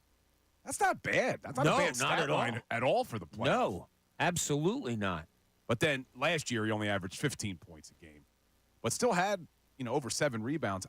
I don't know. I asked the question because I truly believe that no matter kind of along your point that the bad will always outweigh the good, I truly believe that no matter what Tobias does in these playoffs, fans aren't going to want him back. I was going to say the common answer is probably nothing, but I think it's a good question. Slick Rick in West Philly, you're on 97.5 The Fanatic. Rick, what's going on? Fellas, first thing, Sixers. We're going to the Eastern Conference Finals, man. So everybody get your tickets, get your popcorn. We're going all the way. And then we just got to roll the dice against Boston, man. Us in Boston, man. They're like our thorn in the side, man. We can handle them this year a lot better than we did this year, man. Why is that? Why do you think that is, Rick? Our bench is the best bench in the NBA, man. If you go through our lineup, everybody at least one game during this regular season has scored 20 points. No other team can say that. Like, some of their bench guys don't even play on other teams. Every single person on this roster has had at least one 20-point game. Look it up. Rick, how do you think the starting lineup goes? Starting in the playoffs or against Miami? What do you think? You said it. Batum's coming off the bench. Oubre, JoJo, Tobias, Maxey, and Villanova, my man, Kyle Lowry. All right. I like it, Rick. I like your confidence. But my thing is with Tobias, you were asking about Tobias. Tobias would have to do 20 and 10, okay? We would win the championship, not just get to the finals with Boston. That's not good enough. Everyone would have to get rings, and he would still only get a 2-year deal and a team option on his second year. And both of those years would be one of the years that he gets now, because he already made his money, man. He robbed the bank on that. Well, I don't blame him. Thanks, Rick. Appreciate it. I mean, you can be mad at the team for giving him the money. You can't be mad at Tobias Harris for taking it.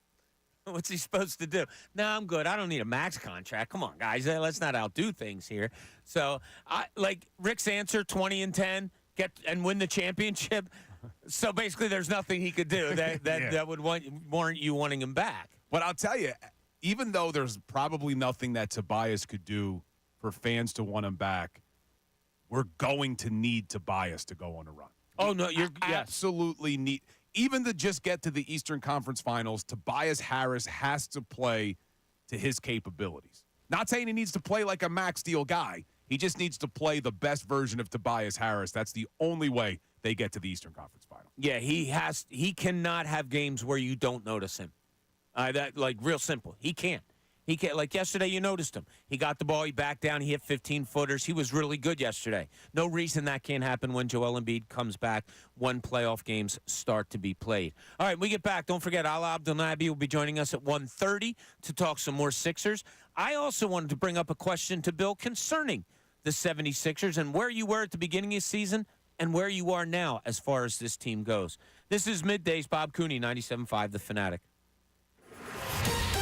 Fanatic Sports Update. Devonta Smith signs an extension. I'm Ray Dunn. This update is brought to you by AAA.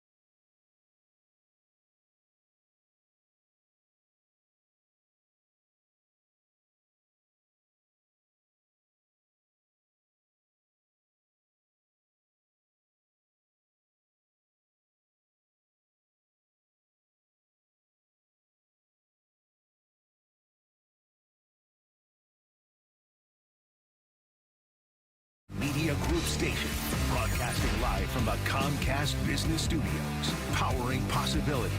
97.5 The Fanatic and 97.5thefanatic.com. Coming up at 2, the best show ever with Tyrone Johnson, Ricky Batalico, and Jen Scordo. Right now, it's Bob Cooney, 97.5 The Fanatic and 97.5thefanatic.com. Monday afternoon, 1 o'clock. Thanks for joining us. We always love hanging out with you. Thanks to our YouTube friends for always keeping the day fun. Just saw something on Twitter. Former Camden star DJ Wagner to enter the transfer portal from the University of Kentucky. So, a lot of things changing at the University of Kentucky. Is he related to DeJuan Wagner? Yep, it's his son. That's what I thought. Grandfather is Milt Wagner. When I played against in high school. When I was at Bishop Eustace, DeJuan Wagner was at Camden High. I didn't play basketball, but it was always fun when Camden played Eustace and DeJuan Wagner. He was such a good high school basketball player. Yeah, he was. I remember he scored 100 points in a game, and I called the Sixers PR to talk to Allen Iverson to see what he thought about it. Believe it or not, never got through to Allen Iverson because, he was what he was. But I talked to DeJuan Wagner about it, about him scoring 100 points. At the time, he was in a limousine with, one of the starting linebackers of the New York Giants or something crazy.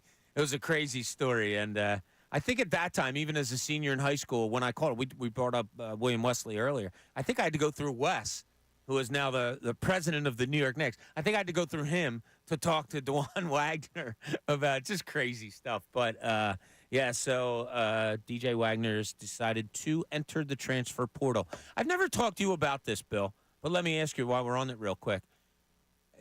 College basketball, I don't know if you're ever a big fan of it or not. Has it changed dramatically for you as much as it has for me? And I think part of it's because of the transfer portal, NIL, kids are never staying, whatever it is. But to me, it's changed a lot. Has it for you?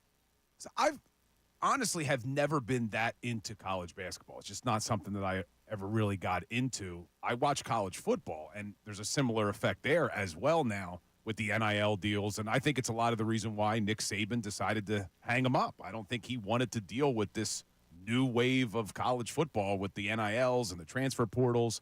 Something needs to be done. Something needs to be done because it is, I think, impacting the game in a negative way. I was all for aid and being able to make money. I think it was ridiculous that college athletes weren't able to make money when the schools were making millions upon millions off of them. But there needs to be some sort of regulation in place. Yeah, it's just wild. And you're right about the, Nick Saban, Mike Krzyzewski, Jay Wright. And I am not giving this is the reason they left. I am not saying that at all. But there has been a lot of great, great coaches over the last few years that have left their profession. And you wonder. I mean, I don't have any inside knowledge. You just wonder, is part of it, too, because of all the things that you just brought up, Bill. All right, when this 76ers season started, I remember a lot of people saying to us, and I was on the morning show at the time, like, yeah, wake me up during the playoffs. We'll see. They'll probably have a good regular season, but they're not, is it going to be the same thing? They don't get out of the second round. Then they start the season, and you had the whole also James Harden thing going on then, so people were turned off by it. They get rid of Harden. They get things back for him. Sixers start out. Embiid's playing even better than he did last year in his MVP run. Really, really good basketball being played. I thought that the level of apathy kind of shrunk a little bit. I thought people were like, oh, okay, I can get into this. A lot of other people were still, yeah, okay, yawn, they're going to win 50 to 60 games, but wake me up when the playoffs come. Then Embiid gets hurt, and the apathy probably grows among people. Then Embiid comes back and looks really good, and they do this 8 straight win thing and all that. Now playoff time is approaching. Do you feel differently now about this team than you did at the beginning of the year? Or is it exactly the same? Okay, I know they're a good team. They're going to the playoffs. Let's see what happens. It's been a roller coaster. So, it has been, yeah. So it depends on when you're referring to at the beginning of the season, because I was probably like a lot of fans when the season started and you didn't know what was going to happen with James Harden. He's refusing to play. I thought, okay, it's going to be another one of these years where they're not going to get out of the second round. Then I got my hopes up because Joel was playing better than he did his MVP season. Joel's dropping 70 points in a game. He's averaging over 34 points. Ridiculous numbers. He was on that streak. I forget the number. Ray probably knows it. But the streak where he had over 30 points, how many games in a row? Yeah. So I allowed myself to then get sucked back in, and I'm thinking, okay, there is a lot of potential with this team, especially seeing Tyrese Maxey playing the way he was. But then when Joel got hurt, I checked out. Like a lot of fans, I thought, it's done. He's not coming back. There's no way the Sixers are going to bring him back because we've seen this movie before. They don't bring back their players from injury. He's probably going to be shut down for the whole year, so I started to check out. Then the trade deadline came, the buyout market came, and I'm thinking, okay, well, why are they adding Kyle Lowry? Why are they making a trade for Buddy Hield? Why are they bringing in these guys if they don't truly think that Embiid's coming back? And now that Embiid is back and looks as good as he is, I'm all in again. So I would say it's been a roller coaster. I wasn't all in to start the season. Then Embiid started playing incredible. I jumped back on. Then he got hurt. I jumped back off, and now I jumped back on. It's nuts. It's been wild. It is absolutely nuts where this team has been, and you hit on it well, Bill. It's been 4 different seasons for the 76ers. And I say that in that you had the team that you opened the season with. And many people kind of, it's hard to look back that far. Guess what their starting 5 was in the game opener at Milwaukee this season? Now, they lost their first game at Milwaukee by a point, and then they went on to win 8 more. Guess what that starting lineup was? It's going to be off my head here. Let's see if I can do it. So Embiid and Maxey, obviously. That is correct. Was Pat Bev in the starting 5? That is incorrect. P.J. Tucker. Oh, I forgot P.J. Tucker was even on this team. Tobias Harris. So you have 3 givens. Tobias Harris, Embiid, Maxey. P.J. Tucker, DeAnthony Melton. Now we didn't talk about Melton today, Bob. And DeAnthony Melton, it doesn't look good for the playoffs. And that could be a big loss for the Sixers. I don't think so either. And I said to you on your show yesterday that really concerned me, him doing the back stretching thing while on the floor the other night. That's concerning. Your main bench pieces, opening night, Kelly Oubre came off the bench for 32 minutes. Your next highest man off the bench as far as minutes go, Patrick Beverly, who you mentioned. How about Green? Played 19 minutes this year. Unbelievable. Wow. 14 minutes that night. And then, of course, Paul Reed. And then Springer got you 5 minutes that night. So a lot of those pieces, a lot of the pieces that you started the season with are just gone. So that's your team number 1. Your team number 2 comes at the trade deadline, where you add and subtract and you do all this, and Buddy Hield comes in and Campaign comes in, and then, of course, you sprinkle in the buyout, and here comes Kyle Lowry. And Marcus Morris leaves, Korkmaz leaves. Isn't that really the third team? Because there was kind of a second team after you traded Harden. Yeah, but Harden didn't play for you this year. No, but you still traded. You got rid of P.J. Tucker in that deal, didn't you? Did. You got rid of Tucker, Harden. You were able to, Batum, you brought on- Covington, Right. Morris. So Yeah, Batum, I was going like the first team being, yes, you're right. That was done early in the season, and you brought those guys in. The starting lineup, your first game, I don't even consider that much of a team because Tucker was gone not long after that and all Got that. it. So then I take the second team being the trade deadline, the Kyle Lowry edition. The third team being when Joel Embiid got hurt, and you had to play all that time without him. And then the fourth team is the one that's currently constructed. Is there any even challenge of which is the best team that you've had all year? No, I think it's the team you have right now. I agree. And I don't even think it's close. Just said at the same time. Yeah. I think that's a good thing, right? It has to be a good thing. It has to be. And the fact that both of these teams, when we're saying which one was better, had a healthy Joel. I mean, that's the key. And you look at Tyrese Maxey, I think he's running away with the odds when it comes to most improved player. Oh, we just got a update is that from Ray saying Keith Pompey tweeted out Joel Embiid and KJ Martin practice, so no DeAnthony Melton, obviously. As far as the Doesn't sound update like goes, it was just Embiid and Martin practiced.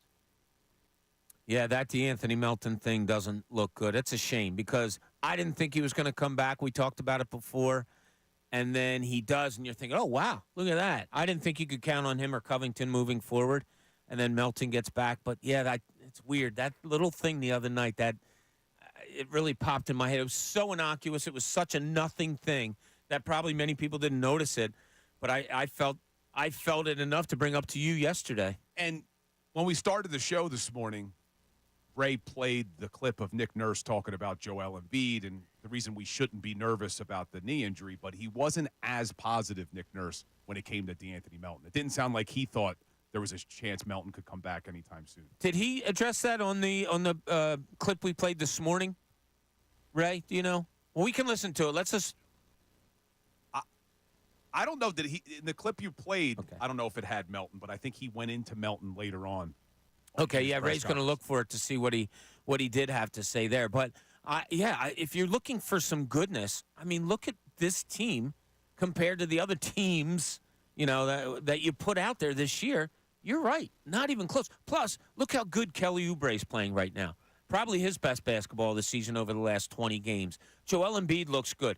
Tyrese Maxey, he really hasn't had a downswing much at all this year. I think 2 games this year he didn't score in double figures. But the DeAnthony Melton thing, I agree with you, is troublesome, and this is what Nick Nurse had to say about that. That sounds like you don't expect him to be available Wednesday, or is that kind of? Yeah, I don't want to say either way, but I would imagine that 2 things. One, he has a probably a bit of a journey to get there for Wednesday. Like some things got to go well, and 2, he hasn't played much, right? So it's not time to be working guys back into the fold, right? But as a series goes on, if we fortunate enough to get into one and time goes on, you never know, right?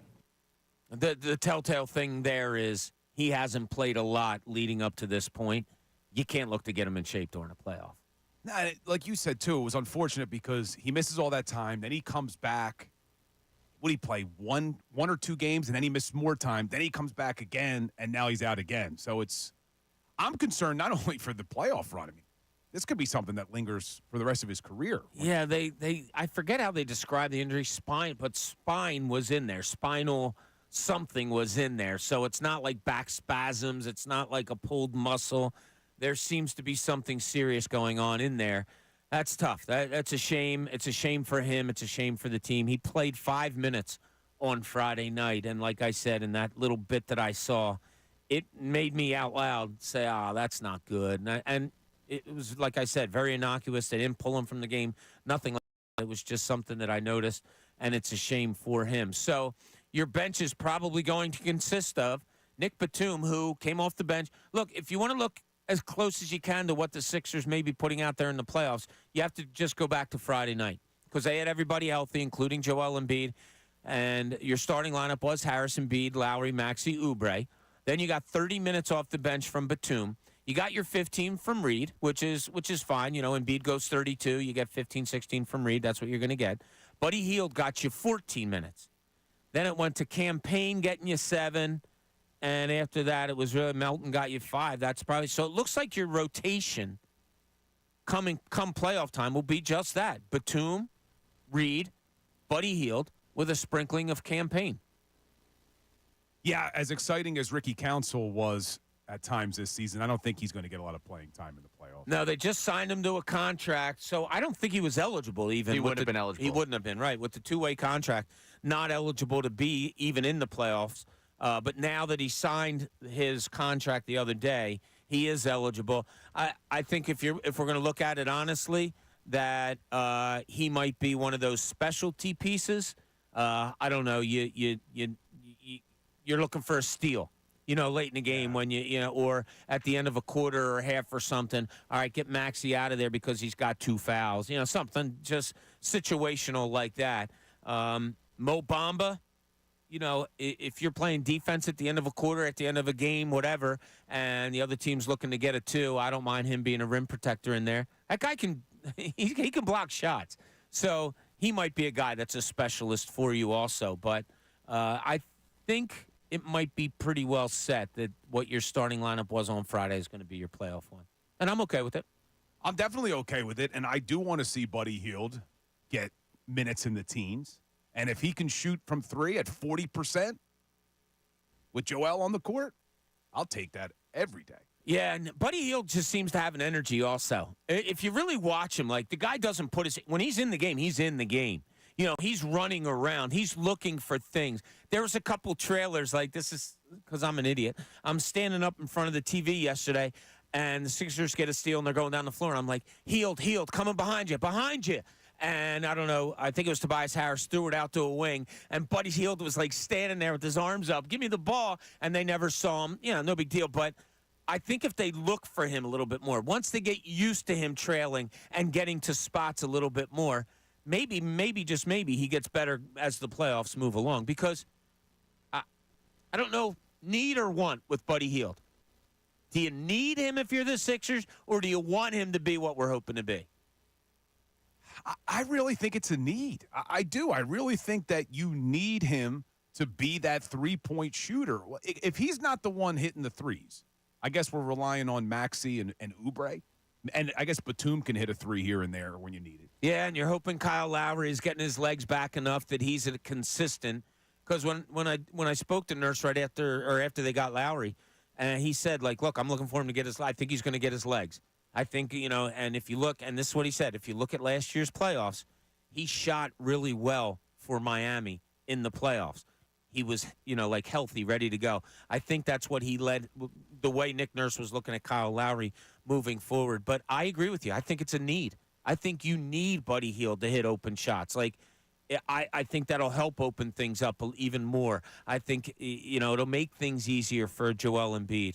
I'm with you on that one. And the pressure defensively there. Like, because it's not just Buddy Hield knocking down the shots. It's the idea that Buddy Hield has exactly what he wants to in his mind. That, they're going to start to cheat out on the three. Can he on the dribble? Can he open something up where he's kicking it out to someone else for three? Like, to me, it's so much more. When you get to the playoffs, you need the guys that can not just knock down that three, but do something beyond and have the defense respect the fact that, he might drive. Not that Buddy Hield's, going to inspire fear in you, but at least have there's multiple options for what this guy could do. You need him knocking down the shots, but you need him decisive in what he's doing with it. I mean, he's starting Sounds to become like you're describing Tobias Harris. He's become a little bit of Tobias Harris for me. Because you watch him, some of these times he gets the ball with the three, or he's trying to sidestep it. Three's open for you, man. Or he starts to try and put it on the floor. Sometimes it's the keep it simple, stupid, like you say, the KISS method. Sometimes I feel that way watching Buddy Hield. He makes it a little difficult for me watching him where it's like, hey, you could take that shot right there. But that's why I was a little bit different in my thinking than Bob was, that I wanted to see them play Joel a little bit more and not rest him on Sunday, because I think a lot of the hesitation you may be seeing from Buddy Hield is that he hasn't really played with Joel Embiid. He doesn't know how to play with the Joel. Now, maybe they can develop that in practice, or if they're able to get out of the play-in over a 7-game series. But that's why I wanted to see these guys play a little more together, because they just haven't done it yet. I felt like it was more of a confidence thing for me, honestly. I felt like during the shooting slump there were times where he's taking a sidestep, he's taking a dribble. He's not necessarily letting it fly like you would expect a 40% three-point shooter to want to let it fly. Like, I think playing with Embiid, the gravity of Embiid, he gets the basketball out to you, you should be ready to line up and fire away from three. I'm not sure that's going to be the complex necessarily piece of his game. I would love to play the no-yes game with Buddy Hield when shooting, because I really feel like with him, at least for me, I can tell what a good shot for him and what isn't. And it might be slight, but he just seems to me, you can really see when he's going to knock down a shot. Like, okay, there, yep. When he goes up and shoots and both feet are set, and just the way he catches and shoots, yep. Other times it might be a little bit of movement. Nope, don't like that. I think, and when his feet are set and when he is going with that yup shot, it's yup a lot of times. It's good stuff. So, yeah, I agree with you, Bill. I think it is a need. And Ray mentioned he thinks it may be Buddy Hield's confidence. We talked about this earlier in the show. Buddy Hield's never played in a playoff game. So what's that mean for his confidence? Is he going to be a little nervous? Are the lights going to be too bright for him? Or do you think he responds in a big way, being it the first time in 640-something That's amazing. games? He's 31 years old, and he hasn't played in a playoff game. That's wild. 632 games, regular season games. He's the fourth most all-time by an NBA player not to play in a playoff game. Is his last postseason experience the game against Nova?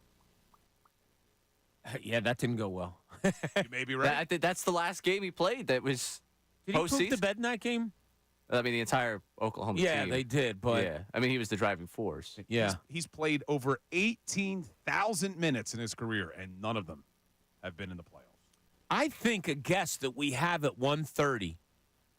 I might be wrong on this stat, but I think Alaa Abdelnaby made the playoffs almost every year that he was in the league. So we are talking to Alaa at 1:30. We'll talk about all things Sixers with him.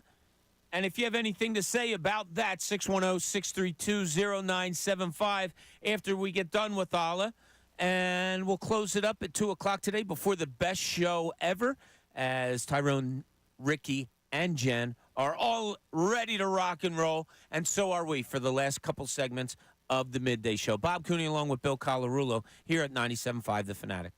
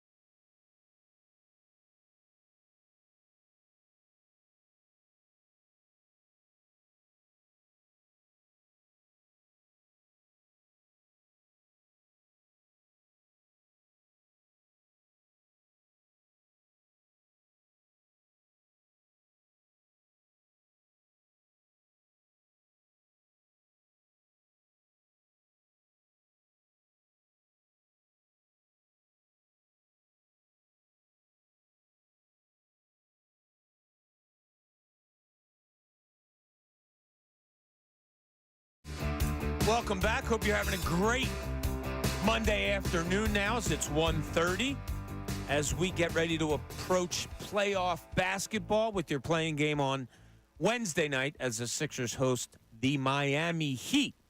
And without any further ado, we want to welcome on the Comcast Business Hotline your 76ers analyst on NBC Sports Philadelphia, Alaa Abdelnaby. Alaa, how are you today, buddy? I'm good, Bobo. How are you, Bill? Good to be with you guys. The only Egyptian-born NBA player of all time, am I correct? Well, Abdul Nader is the second. Oh, is that right? Okay. All right, so, but you were the first. You're always first, right? I was first. Yeah, gotta love that. All right, we see how this all played out now with the 76ers playing really good basketball to finish up the season here. It didn't equate into moving up all that much in the standings, but first thing, where do you think this team is right now as compared to how they've been playing all year, Alaa? Well, I think, having the big fella back is obviously a great sign. I think what's even more important, I think, is having all the other guys come around too. I shouldn't say more important, probably as important, because it gives the team a full roster. It gives them depth. It gives them options moving forward. And I think you get some more of your perimeter defense back with guys like Melton and hopefully Covington. So it helps. It definitely helps. But I don't think it's still a work in progress. I don't think it's a complete article just yet because JoJo is still working his way back, and you still got to work out the rhythm between him and his new teammates. He hasn't really played that much with Buddy. He hasn't played that much with Kyle. So those are still things that the Sixers are working on, trying to fine-tune, if you will. But I think compared to where we were a couple of weeks ago, I think the Sixers are sitting in a lot better position. So you're talking about the big man, Joel Embiid, and a lot of fans are nervous. He limps off the court Friday night, does come back, but then doesn't play on Sunday. Should we be concerned, or is he going to be ready to go? I don't think we have anything to be concerned about. I think if it was a different scenario yesterday, he probably would have gone. I'm speculating, obviously, but they're hopeful that he'll be back, and I'm hopeful as well. I think it was just a precautionary thing. That was part of what they said yesterday. So I'm not worried. I think the big fella come back. What he will look like still, because I think he's still in the process of getting his lungs and his wind underneath him, his legs, and I think that's still a work in progress. But I don't think I'm too worried about the knee. Alaa, we've talked a lot on these airwaves about who Nick Nurse is going to go to in a rotation, how it's going to work, what the starting lineup is going to be. Now, on Friday, he had a full roster. Everybody was healthy, ready to go, and he went with a starting lineup of Oubre with Batum coming off the bench. You think that's going to be set in stone for the playoffs, no matter who they're playing? No, I don't think it is going to be set in stone. I think matchups will play a key role in who's out there. I think whoever's got the hot hand from game to game, series to series, I think that'll also play a factor in his decision-making. I think that's the good position or good situation he finds himself in, is that he does have some options out there, a number of different guys he can go to depending on the situations out on the floor. So I think it does bode well for the Sixers, and the fact that he's got some options I think is a good thing. Bob and I both have been surprised about how many minutes Kyle Lowry has actually played since he came to this Sixers team. How important is Kyle Lowry if this Sixers team is going to make a run in the playoffs? Well, I think he was huge coming down the stretch. I thought there was that one game in Cleveland where he looked like he went back in time. It was a young Kyle Lowry that was on the road down the stretch of the season.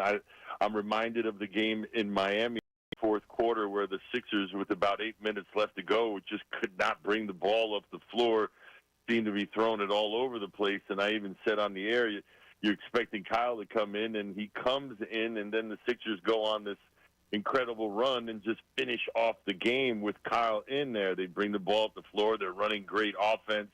They were playing great defense, and what turned out to be a really big win in Miami. So I think he is important.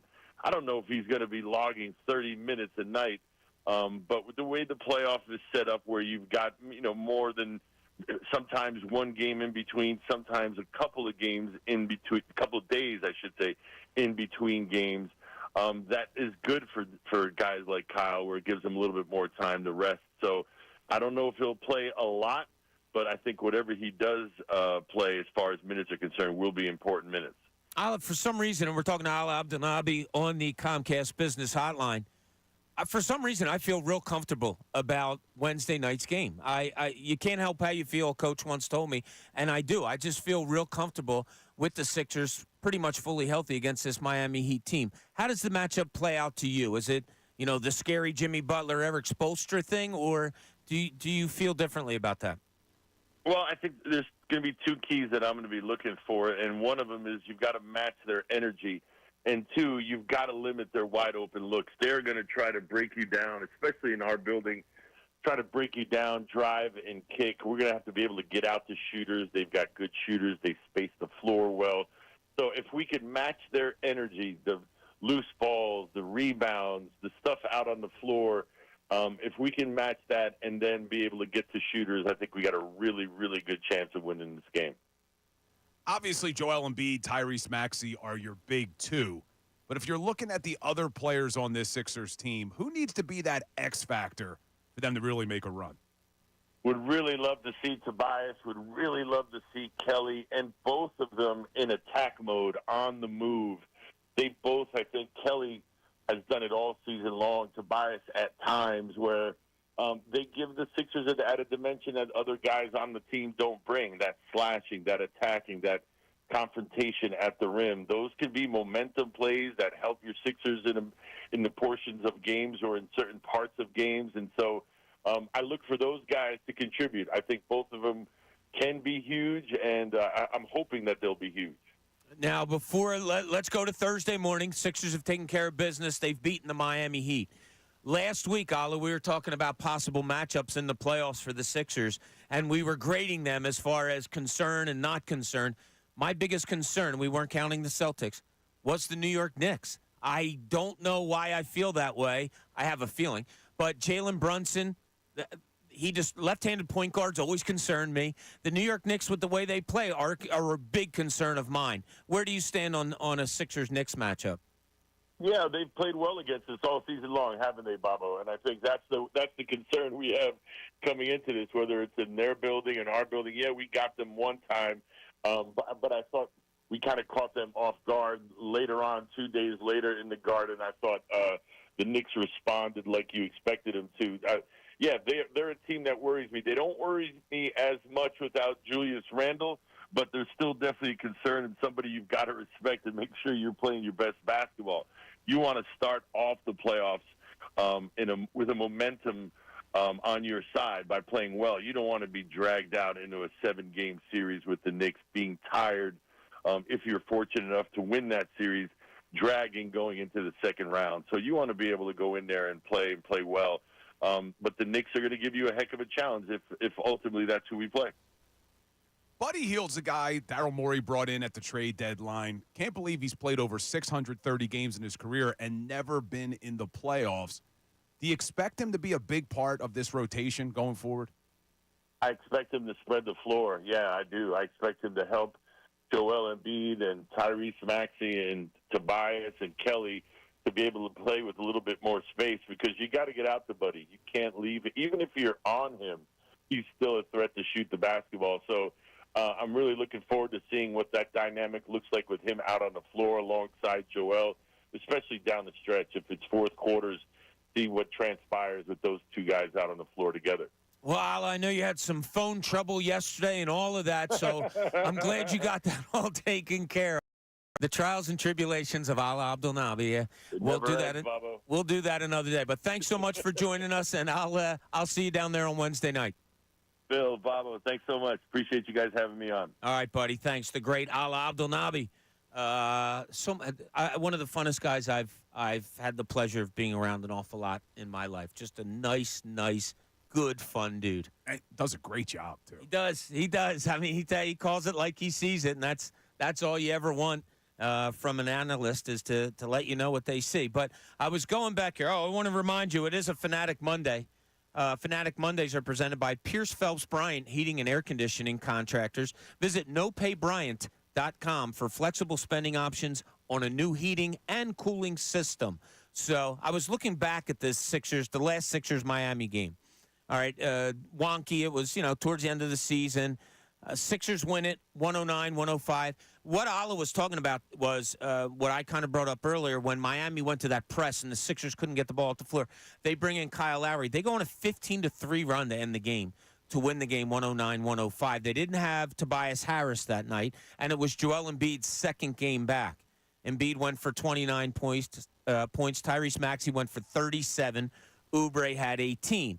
You didn't get a whole lot off of your bench. Your main bench guys were Martin, Reed, Payne, and Hield. Hield went 0 for 6 and 0 for 4 in that game, 0 for 4 from 3. The Heat was led. Jimmy Butler had 20. Rozier, who I think is a pain in the butt, he had 22 points. So Alaa was right. That was a really nice win by the Sixers down there in Miami. So we'll get to see it all over again Wednesday night. It's here, 7 o'clock, Bill.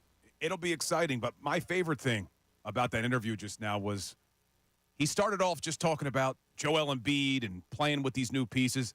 Didn't say anything about the knee at first. So it doesn't seem like he was concerned. I asked the question. He said he was hopeful, but started the interview just right into him playing with these pieces, him getting used to playing with these pieces. So hopefully Joel's going to be just fine. Yeah, the big thing if the media is down there today is once they open it up to the media, you look immediately for Joel Embiid.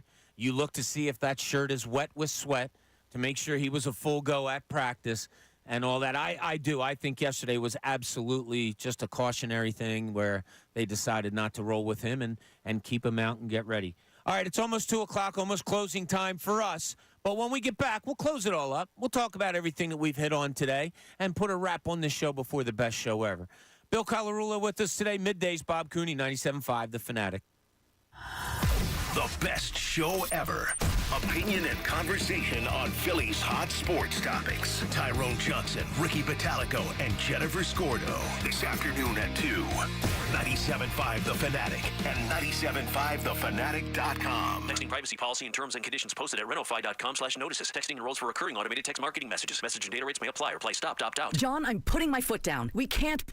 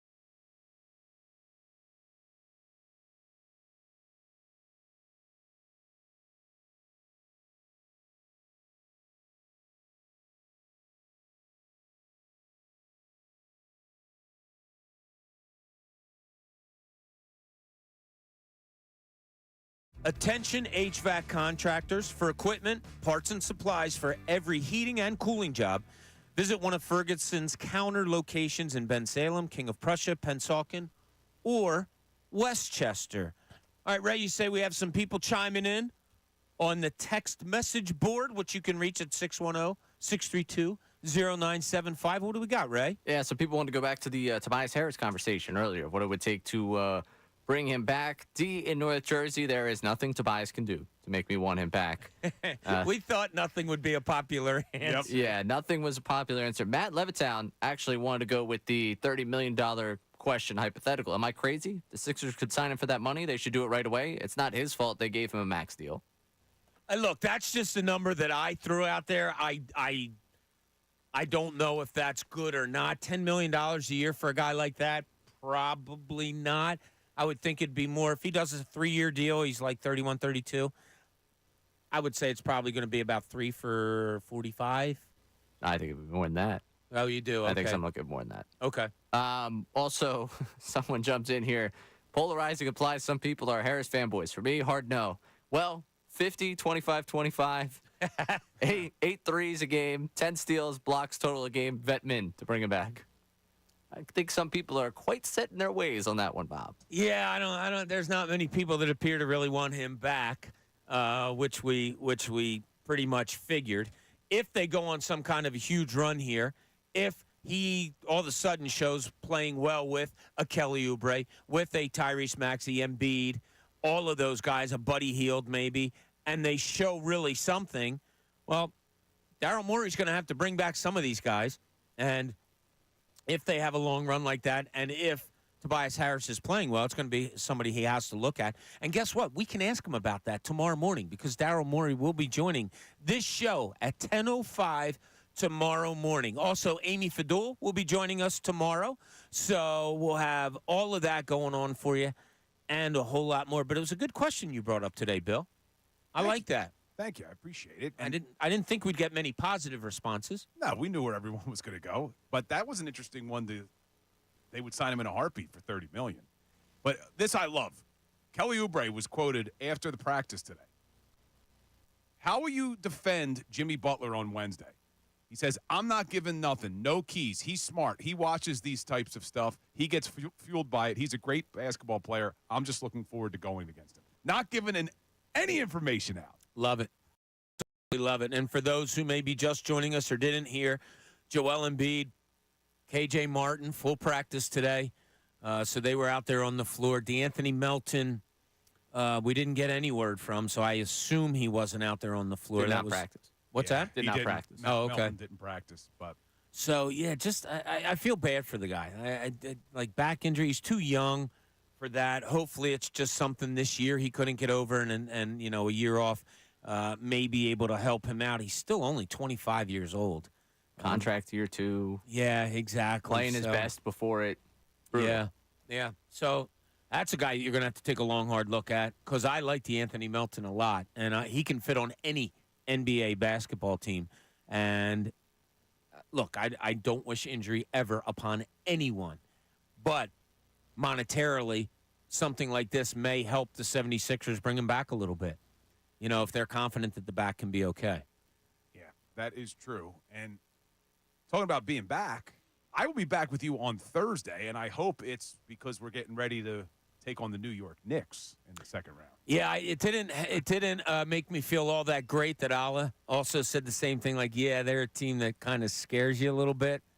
I don't know. I just see them being a thorn in the side. Well, let's take care of Miami first. Yeah, you got that. We'll talk about that on Thursday. And then to wrap up the show, too, Bob, big news from the Philadelphia Eagles, signing Devonta Smith to a 3-year, $75 million extension on top of his 5th-year option. So he'll be here through 2028. That's great news. That is fantastic news. And you said it kind of in passing today, and right the way you said it was, he'd be a number 1 on like 20-plus other teams. He really would. And to get him to this deal now, before the other wide receivers who are due money, CeeDee Lamb, Jamar Chase, Justin Jefferson, Brandon Ayuk, the list goes on, before they reset the wide receiver market, this is what makes the Philadelphia Eagles front office one of the best in the NFL. We complain about a lot of things with the Eagles, but This usually isn't one of them. If they want to keep a player, they figure out a way to keep them. And I said to Tyrone Johnson from Best Show Ever's here, and we were talking during the break. I said, this just goes to show they didn't want to keep Hassan Reddick because they figure out ways to keep players. They did not want to keep Hassan Reddick. I swear I was going to say that to you also. And when they don't want to keep players, they let it known also. What happened there, I'm sure will come out altogether at some point. Still don't love that. Still can't believe they let that go. You're putting an awful lot of pressure on a Bryce Huff, I think, and a Josh Sweat moving forward, and a Nolan Smith. But maybe that's what they need. It's just every other move, and I keep saying this, every other move that the Eagles have made this offseason signal to me we're all in for 2024. We're going for the Super Bowl, except for the Hassan Reddick trade. That's the one that just doesn't make sense because it doesn't help you this season. And you look around the NFC, the teams you're going to be competing against are not necessarily looking great right now. You have Brandon Ayuk. Is he even going to be on the 49ers? CeeDee Lamb didn't show up for voluntary workouts. It's also being reported. Either did Micah Parsons for the Dallas Cowboys. He didn't last year either. It's not mandatory, but it's just you look at the Eagles and it seems like the vibes are high. You look at these other teams, 49ers are dealing with the Super Bowl hangover. Now they may lose their best wide receiver. The Dallas Cowboys have a whole contract mess with Dak Prescott, and now you're adding CeeDee Lamb and Micah Parsons on top of it. So the window is open for this Eagles team. That's why I didn't like the Reddick trade. Yeah, it makes me. You don't like it. I never like when a team gets rid of their best defensive player. Yeah, right? it's not usually good. Yeah, so that's kind of the cloud that always just kind of is going to hang over our heads. Maybe until after the draft, maybe until next season, and maybe they read it right. Maybe we're going to watch Hassan Reddick this year and say, "Wow, he really did lose a step." Maybe there was something going on with his game that the Eagles saw a lot more than we did. All right, we want to thank you for joining us today. We want you to wait for the best show ever, which is coming up with Tyrone, Ricky, and Jen right after we get out of here. Bill, always great hanging with you. Thanks so much for today. Tomorrow, Amy Fadul joins the show, as does Daryl Morey at 10:05. We'll talk to you then. This is Midday Show. Bob Cooney, 97.5 The Fanatic. Fanatic Sports Update. Smith signs an extension. I'm Ray Dunn. This update is brought to you by True Green. If you want a great-looking lawn, contact True Green today. All you have to do is water and mow. Sign up by April 20th to get one application free with an annual plan. Restrictions apply. The Eagles exercised the fifth-year option on wide receiver Devonta Smith's rookie contract and then extended his contract by 3 years. The contract reportedly worth $75 million over those 3 years, $51 million of that guaranteed, according to Ian Rappaport. So the Eagles get another big deal done this offseason.